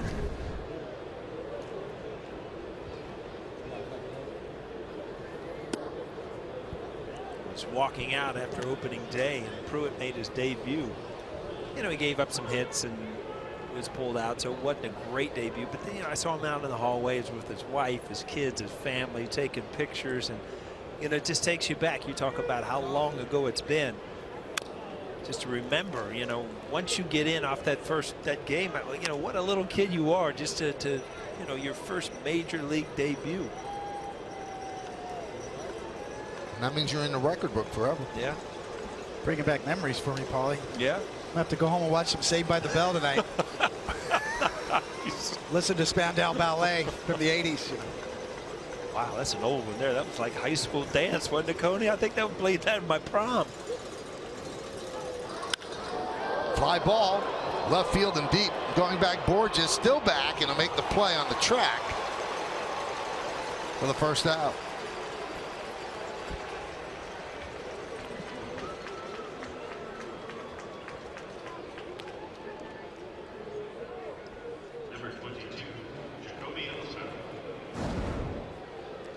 Here's Jacoby Ellsbury.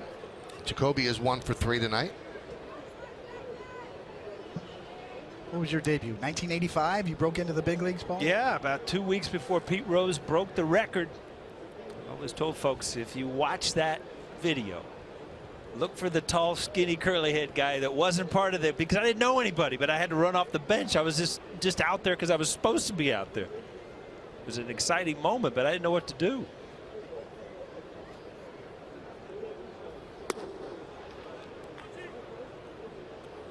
You the same year, Coney, or next year? Next year, 86.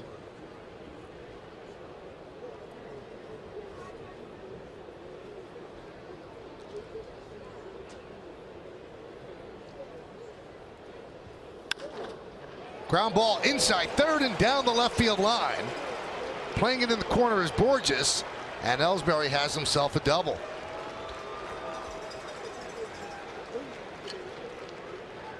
It's good to see Ellsbury get some good swings in, double down the line. Try to pull this ball a little late, but he hit it hard. Longoria didn't even budge, just right down the line.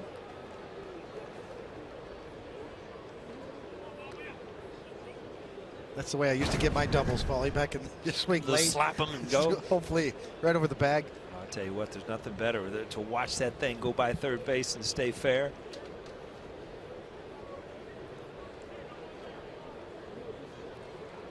Here's Starlin Castro with Ellsbury on second.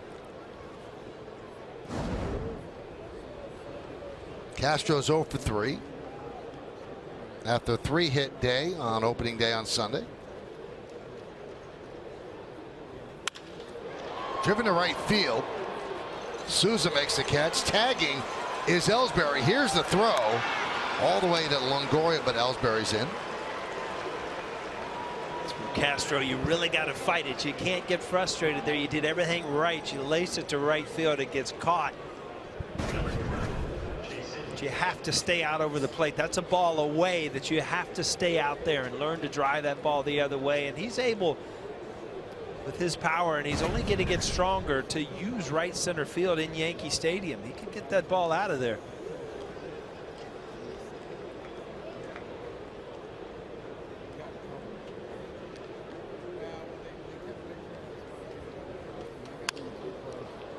Headley fouls it away. Last time up, Headley went yard to the right of dead center field over the leaping try of Kiermaier for his first home run of the year. Looked like he was trying to hit the ball to shortstop right there. I mean, he's clearly trying things. Even though he hit the home run to dead center, there's an RBI if you hit a ground ball to short right now. Yeah, looks like that's what he was trying to do. I tell you what, that's a big hole too. And as a, you know, if you work on that in batting practice, you know, it's not unreasonable to be able to hit that hole at shortstop.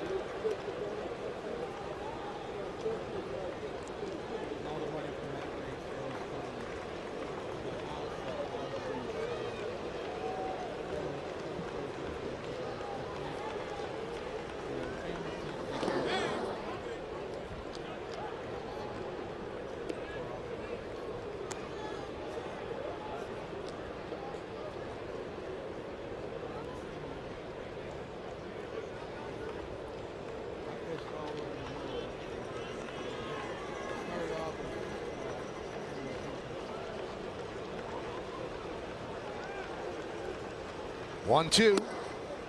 Crowd of 19,366 here at the Trop.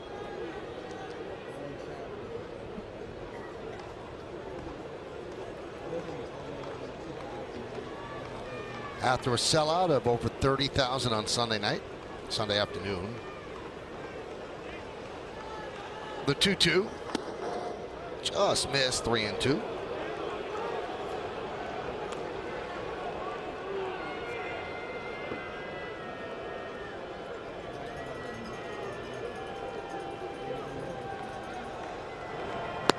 Now Holder up alongside Betances.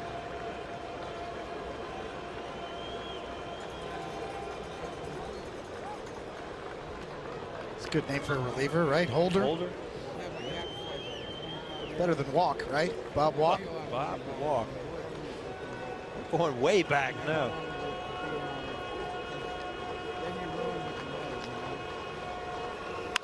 Ground ball, he hit it through the vacated hole of the shift.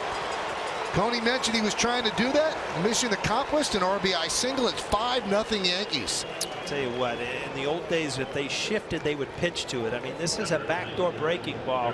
You're talking about a ball that you can hit to the shortstop very easily. Just kind of hanging out there, you just slap it the other way. Just smart hitting by Chase Headley. You can see afterwards, once Chase Headley executes, he is pumped on first base. He said after Sunday's game, if I keep doing that, they've got to play me truer. He said, and then I should be able to get more hits to right than I did last year. He said, I don't have to look at a guy playing short right field. If I keep doing that, they can't continue to play me that way. Ground ball to shortstop, RBI. He's got 5 hits now in the first 2 games of the season. Count 1-1 to Judge.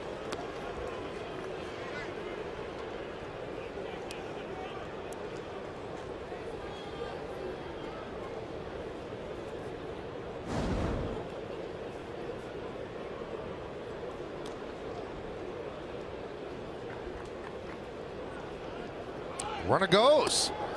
Throw to second. Stolen base for Headley. He's doing everything. Getting all those columns filled up in this first couple of games. He's not a speedster, obviously, understatement, but he's a good base runner. And we've seen him do that over the last couple of years. A lot of times you can, his cheat steal, first movement you're taking off, it's kind of a surprise. In the old days, you know, 5 runs you wouldn't steal. This day and age, there's many runs that are scored in baseball. You know, the green light's pretty much on unless it's a blowout. Had 8 stolen bases last year. Didn't have a stolen base the year prior. He had 2 attempts that year.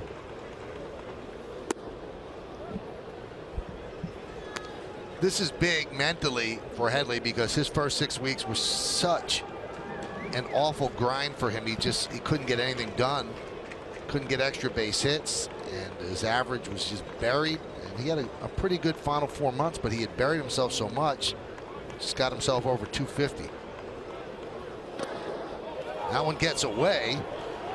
It was a check swing by Judge as Headley moves to third. Judge heads up, started running to first until the first base umpire said he didn't swing. So a wild pitch.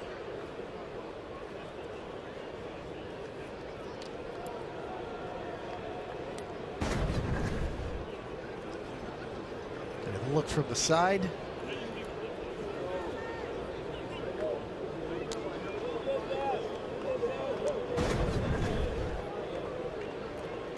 Looked like he checked.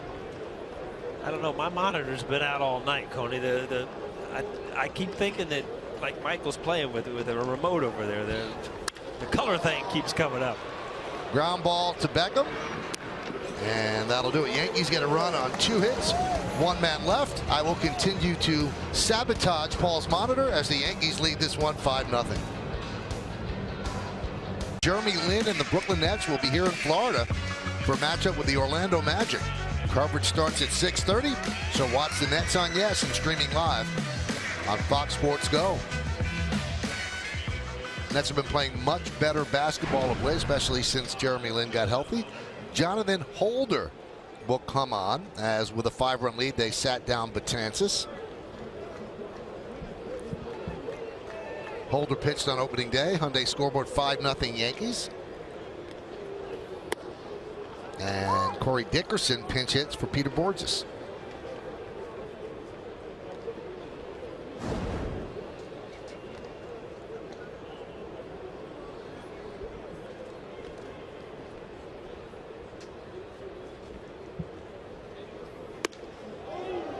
There's that big cut by Dickerson where he has the big follow through. Good fastball there. Threw it by him.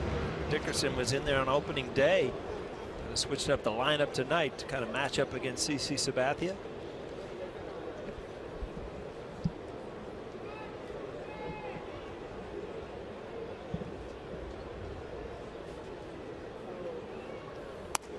Now, David, I know you relieved Denny Nagel in the World Series, but you were essentially a starter your whole career. What Betances did there, warming up, really heating up, how close is that to an appearance? It's not quite the same adrenaline-wise, but those add up over the course of a year. And most pitching coaches do keep track of that. Certainly the bullpen coaches do as well. And Joe Girardi will factor that into his decision-making. It is taxing. They do add up. It's not quite the same as the adrenaline rush you get with a batter in the box. An actual game situation, but they matter. Yeah, I mean, do you bring Betances in just because you have heated him up and throw the ninth and not use Chapman? Or it's quite possible, too. Maybe that's what Girardi's thinking. Dickerson goes down on strikes, is overpowered by Holder. This chiropractic telecast, presented by authority of the New York Yankees, and may not be reproduced or retransmitted in any form, and the accounts and descriptions of this game may not be disseminated without the express written consent of the New York Yankees.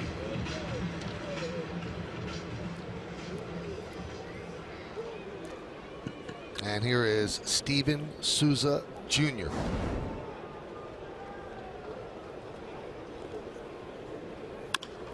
Slow roller. Third base side going to be a very tough play. Holder fires to first, but it's an infield single for Souza, his second one of the night. Well, this time of the year, you'll take them all, Coney. Just start filling it up. A 14 hopper right down the swinging butt. And Souza can run, as he's shown us. Good defensive player. He's got some power. The Rays were really hoping he could take the next step. They projected him to be almost all-star caliber. There's your answer, Paulie. Betances is still on call.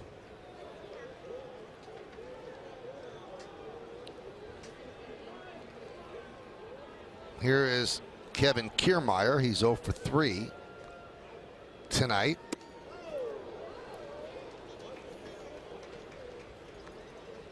He had a really good opener. 2 hits, 2 walks, and a ground ball to short. But tonight 0 for 3. Ground ball to third and 2 ground balls back to the mound. Strike. Yankees had a lot of candidates for arms in the bullpen in spring training, and Holder got one of those jobs. Really impressed them in the spring.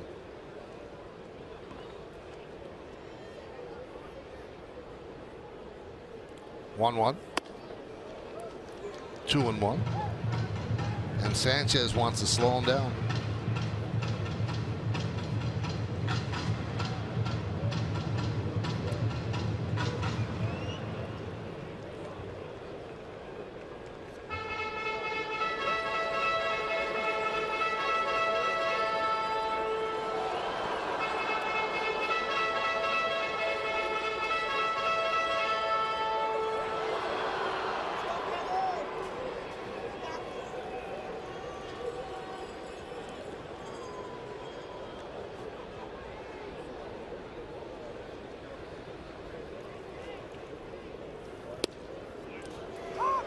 Two and two. It's about a meeting about throw it down the middle. Let's go. Throw strikes, huh? Yeah, all that just for that, right?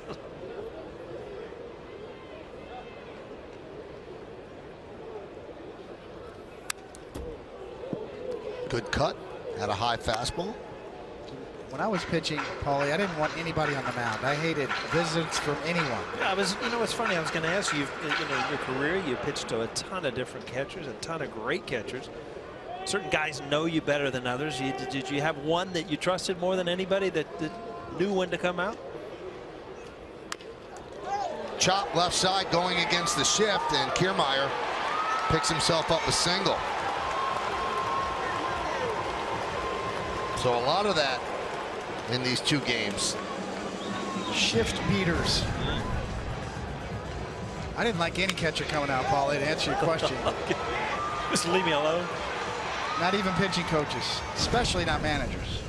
Well, managers usually take the ball, and that's exactly what Joe Girardi's going to do. He'll take it from Jonathan Holder, and Dellin Betances will get a full appearance. So he warms up again, and comes in first and second, 1 man out. Strikeouts of any major league reliever. 392, then Andrew Miller, and then Chapman. So that was pretty good bullpen the Yankees had at the beginning of last year. Kenley Jansen comes in 4th, and Cody Allen, who's now with Miller in Cleveland, is 5th on that list. It's a great point, Michael. The thing lost in the shuffle from last year is if the Yankees got any offensive production at all, might have been a different story. See Dellin's numbers. Now, he did struggle once he became the closer in September, but the numbers before that were outstanding. He made the All-Star team again. And now he faces Evan Longoria with runners on first and second, 1 man out. Yankees up 5-0. Goes with the breaking ball on the first pitch, inside, 1-0. Betances not only the most strikeouts from all those relievers that you just saw, but also the most innings pitched.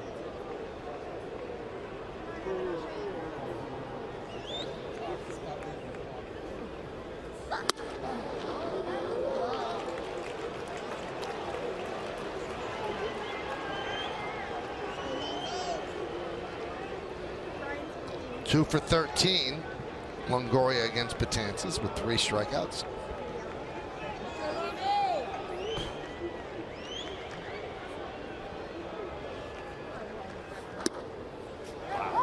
Consecutive breaking balls.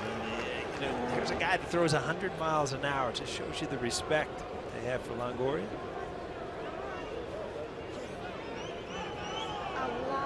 Betances pitched in the WBC, so he was away from the Yankees for a while. At 4. Longoria was just sure that he wouldn't do it 4 times in a row. He's swinging at a fastball right there. at Sanchez's signals, Coney. Is location with the to start, and then he goes to the pitch. See, Got crossed up. I don't think Sanchez wanted a slider either. Yeah, it looked like Sanchez did get crossed up there. So did Longoria. Yeah, usually it's location. It might be a pitch sequence too, first sign indicator or whatever the sequence of signs are. His first fastball of the year at 96. All of a sudden he's pitched himself into full count. Runners one out. I mean, all of a sudden this game, you know, it comes down to an inning or two, and then this is the inning. You got to get through this inning. I think you can book another slider right here. Hung that one a little bit. It's the fourth or fifth slider that Longoria is seeing in the same account. As a hitter, you start to pick it up a little bit better. The thing we've seen about Dellin Betances in terms of his pitch allocation over his Yankee career is it's about 50-50. Fastball, slider. The bases loaded, 3-2, last out of the World Series, and you have to throw a strike. I got to believe Dellin has more confidence with the slider. Yeah. And he bounced it, and the bases are loaded. I think he gets a lot of strikeouts with his slider, and you know, he trusts it. Good at bat by Longoria there, as usual. Been an ultra clean game for the Yankees, and their pitchers up to this point: Sabathia, Mitchell, Tyler Clippard, and Holder comes on, gets us in some trouble today in this inning, and then Betances walks Longoria to load the bases for Ricky Weeks Jr.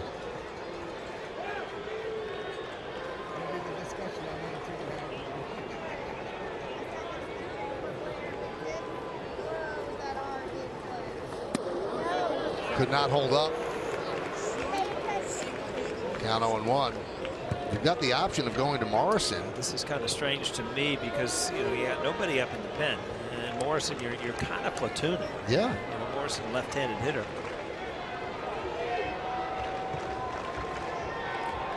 So he stays with Weeks.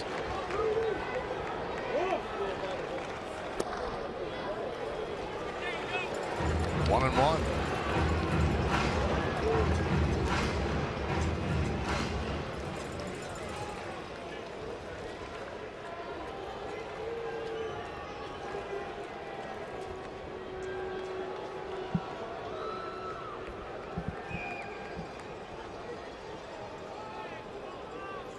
Some managers in the American League have told me that they think Betances is tougher on lefties than on righties. The way his pitches come in like that. Maybe that's the thinking of Kevin Cash. Grounded foul.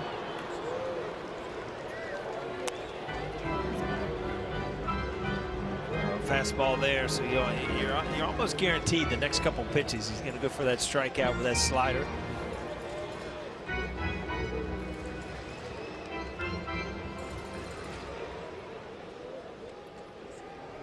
Where Betances can be so valuable because he can get that strikeout, save that run on third base without contact.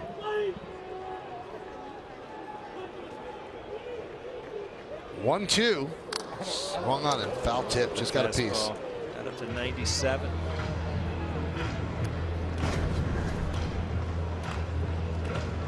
In a good location, even though it's center of the plate, it's above the belt. To see it a little bit higher. As Weeks was swinging and had a pretty good hack at that.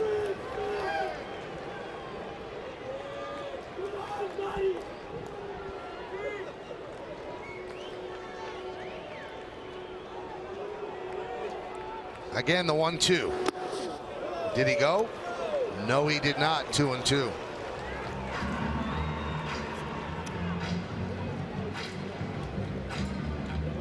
Five 5-0 Yankees. We're on the bottom of the 8th inning. Bases loaded with one out. And after this check swing, a 2-2 count on Ricky Weeks.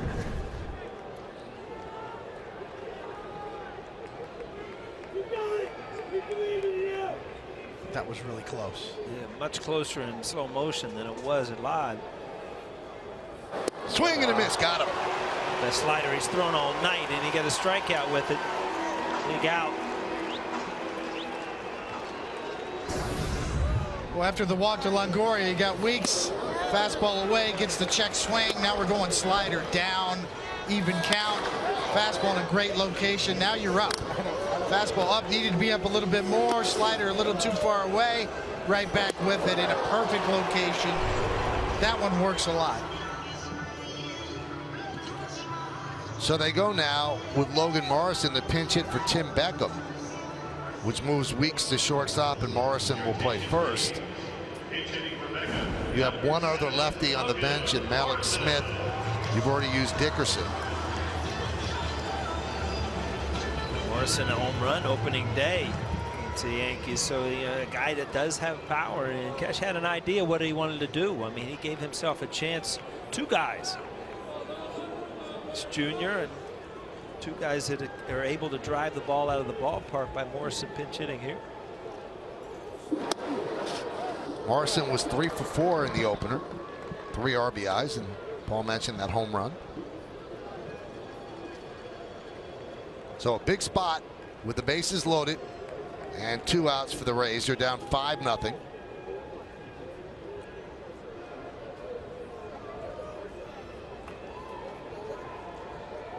And the pitch. Drops a strike in there with a slider. Count 1-1. One thing you notice about Betances is he's not afraid to back up that slider time and time again, and then as soon as you think he's going to go to it, then he'll go with the fastball. Yeah, the guy who can throw 100, as you said, really pitches off a slider. Swing and a miss. 1-2.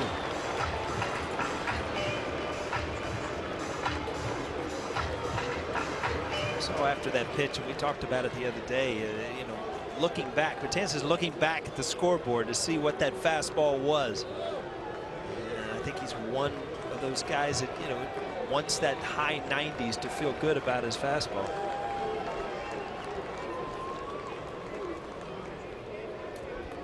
Betances did pitch for the Dominican Republic team in the WBC and was clocked as high as 99 miles an hour in those outings. 1-2. Did he go?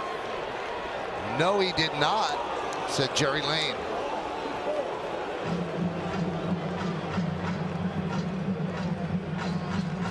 Yeah, from that angle, Joe Girardi got a good look at it. I mean, this looked really close to me, too. There you go. Kind of what he thinks. Yeah. But I'm a pitcher. Yeah. I still say the front of the plate should be the plane, like the end zone in the NFL. If the bat head breaks the front edge plane, then you could hit a double with that swing. That should be a swing. Chop to first. Bird is there, and Betances works out of trouble. No runs, 2 hits, no errors, and the bases are left loaded. Girardi breathes a sigh of relief.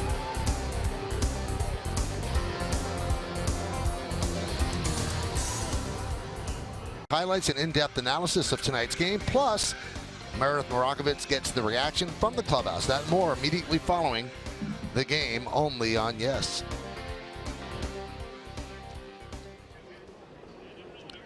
All right, so there's some changes defensively. There's a new pitcher, Tommy Hunter. We'll get that out of the way.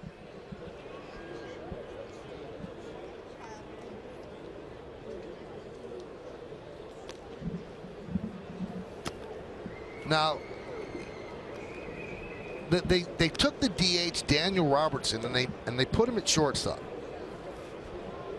Corey Dickerson is in left field, but they keep Ricky Weeks at first base. And you just use Logan Morrison. So you're losing a DH if you happen to tie the game. It doesn't really make much sense unless there's something wrong with Morrison. So Hunter is batting 5th in the order.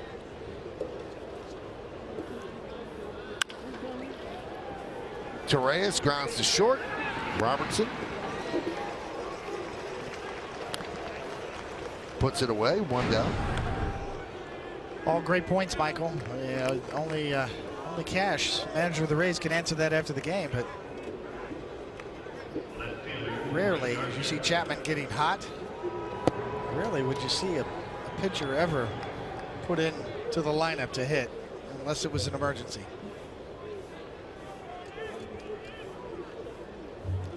Yeah, the only way it made sense to let Weeks hit was because you're going to transfer him to shortstop. Now, he's a second baseman by trade, but he can play shortstop for an inning.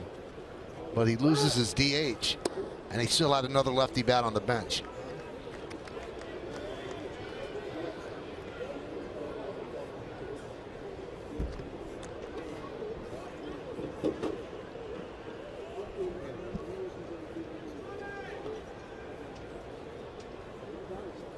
Cash in his 3rd year as the Rays manager. He's still the youngest manager in baseball.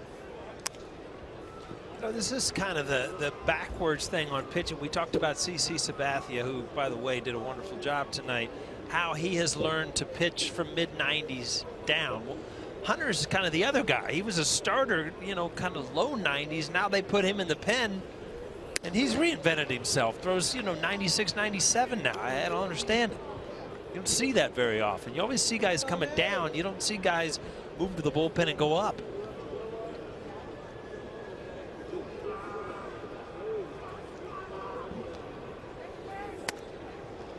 You see some starting pitchers that will get a little bit of a spike, especially the younger ones. Different mentality of just 1 inning, just air it out, as opposed to a starter who has to navigate through 2 or 3 times through a lineup. One of the guys we saw that with, the Yankee fans will remember back in 2009, Phil Hughes going to the bullpen that year and having a fantastic year as a reliever. He got a little bit of a velocity spike with that mentality of 1 inning at a time. I'm just going to throw as hard as I can.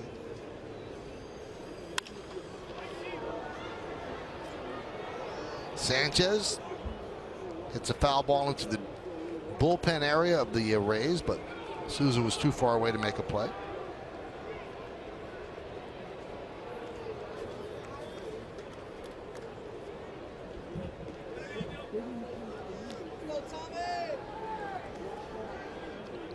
Gary 0 for 9 in the early going. He's 0 for 4 today.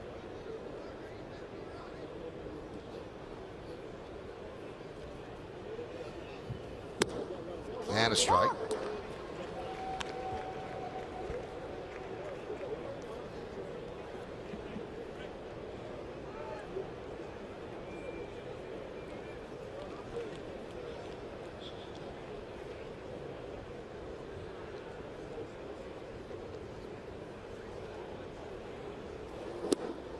One and two.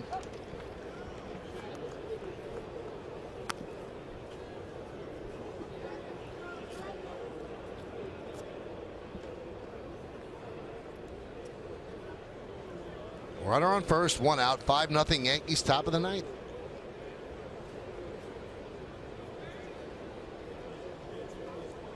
And Hunter deals. And it's caught, now knocked down, but they say no, it's out.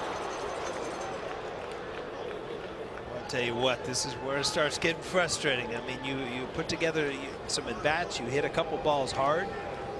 Next thing you know, you're 0 for 10 to start the season, and there's all kinds of hype and well-deserved. I mean, this guy's a superstar in the making.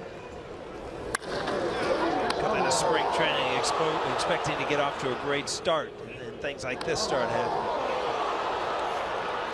Well, you guys took a look at that. Second base umpire said that he caught. I don't think he caught it. I mean, maybe he was trying to guard against him dropping it on purpose, but it's not an infield fly rule, so. Right. I don't understand why that was called an out.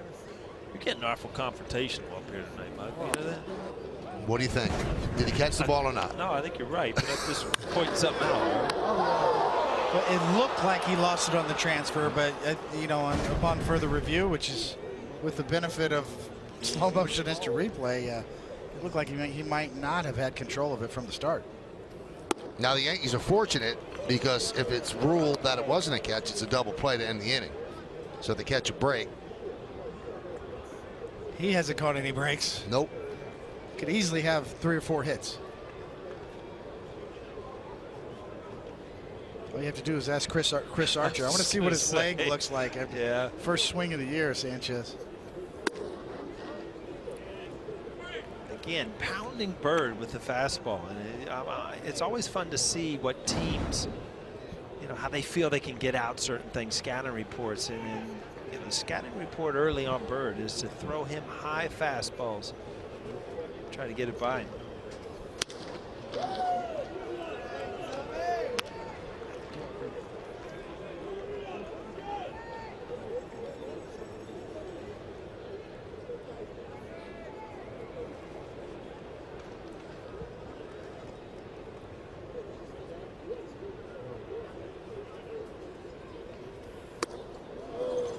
Now, both teams played each other in spring training. You wonder, did they pitch completely against their scouting report so that you didn't know what they were going to do? I never trusted the way a pitcher pitched me in spring training into the year. I think pitchers are working on certain things on certain days. And runner goes. Fly ball. Deep center. Kiermaier back, and he'll make the play right near the track for the final out of the ninth. No runs, no hits, no errors, 1 man left. Last licks coming up for the Rays against Aroldis Chapman. Well, they came back in the 3rd inning to Reyes. Unexpected in the 9-hole. Boom. Way back. Sprints around the bases. Meets his big twin brother at home plate. The Yankees ahead 2-0, and CC Sabathia took that lead. Land Rover driving the game.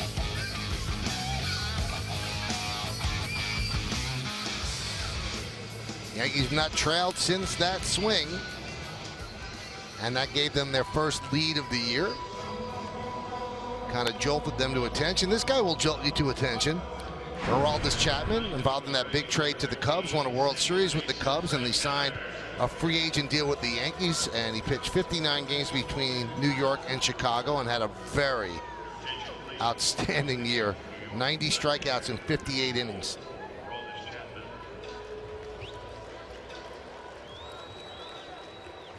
So Chapman against Miller, Norris, and Robertson.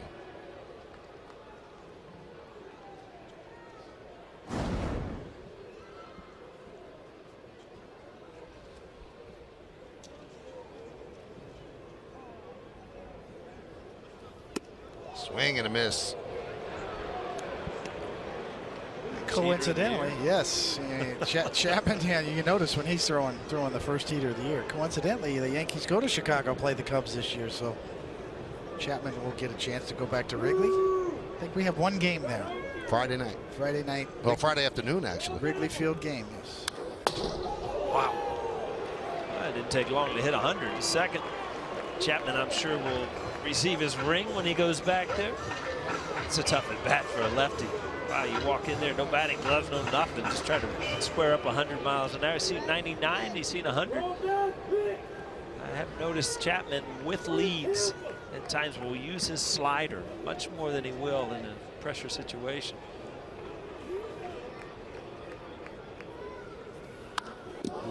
That was in self-defense.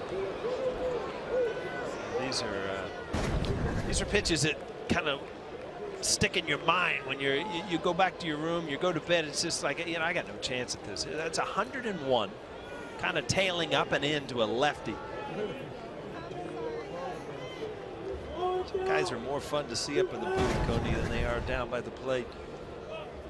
The 0-2. They did go with a slider at 87. Took a lot off of that one.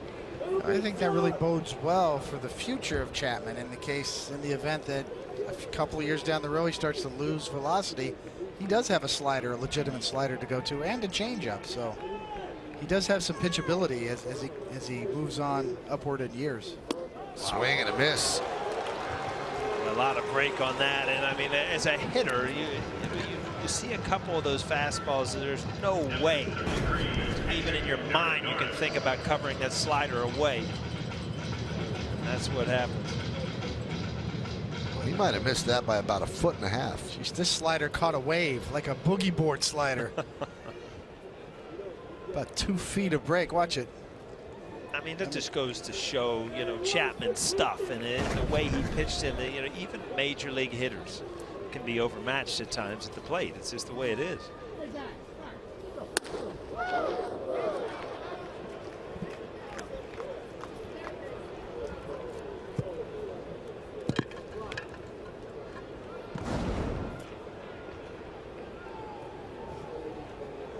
Five 5-0 Yankees. Norris 0 for 3.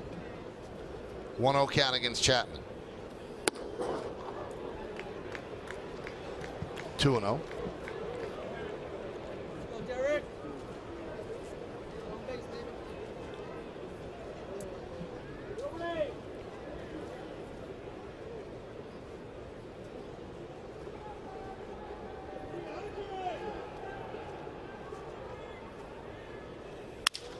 Broken back, ground ball to Torreyes. One more out. 2 down here in the ninth. The way the game has changed, Coney. I mean, 2-0 fastball. Yeah, in the old days, you didn't have to look down there. You were taking, trying to work a count a little bit. Swinging away. Here's Daniel Robertson, who is in his first big league game. Looking for his first big league hit. He is 0 for 3.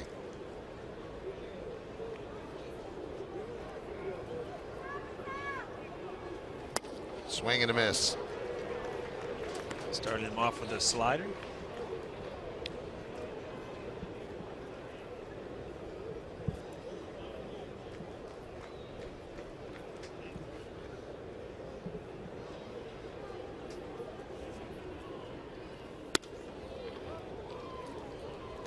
Throwing everything. That was a changeup, right?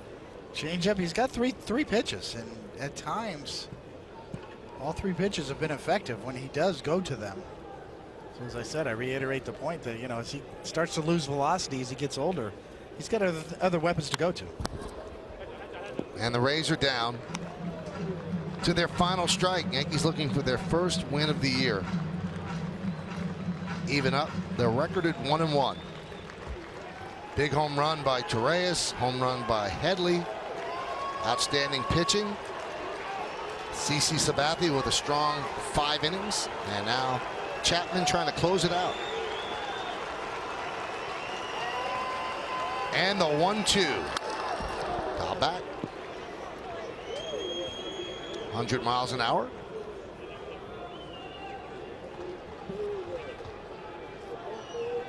Chapman's delivery is so dynamic. The way he coils his hips, really gets his whole body into it, that when he times everything right, that's when the ball jumps up there about 3 or 4 miles an hour quicker. Swing and a foul tip to stay alive. You know, some pitchers are just gifted with arms. You know, but if you watch Chapman, even during batting practice, running, going after ball, I mean, he's an athlete. I mean, he can do a lot of things.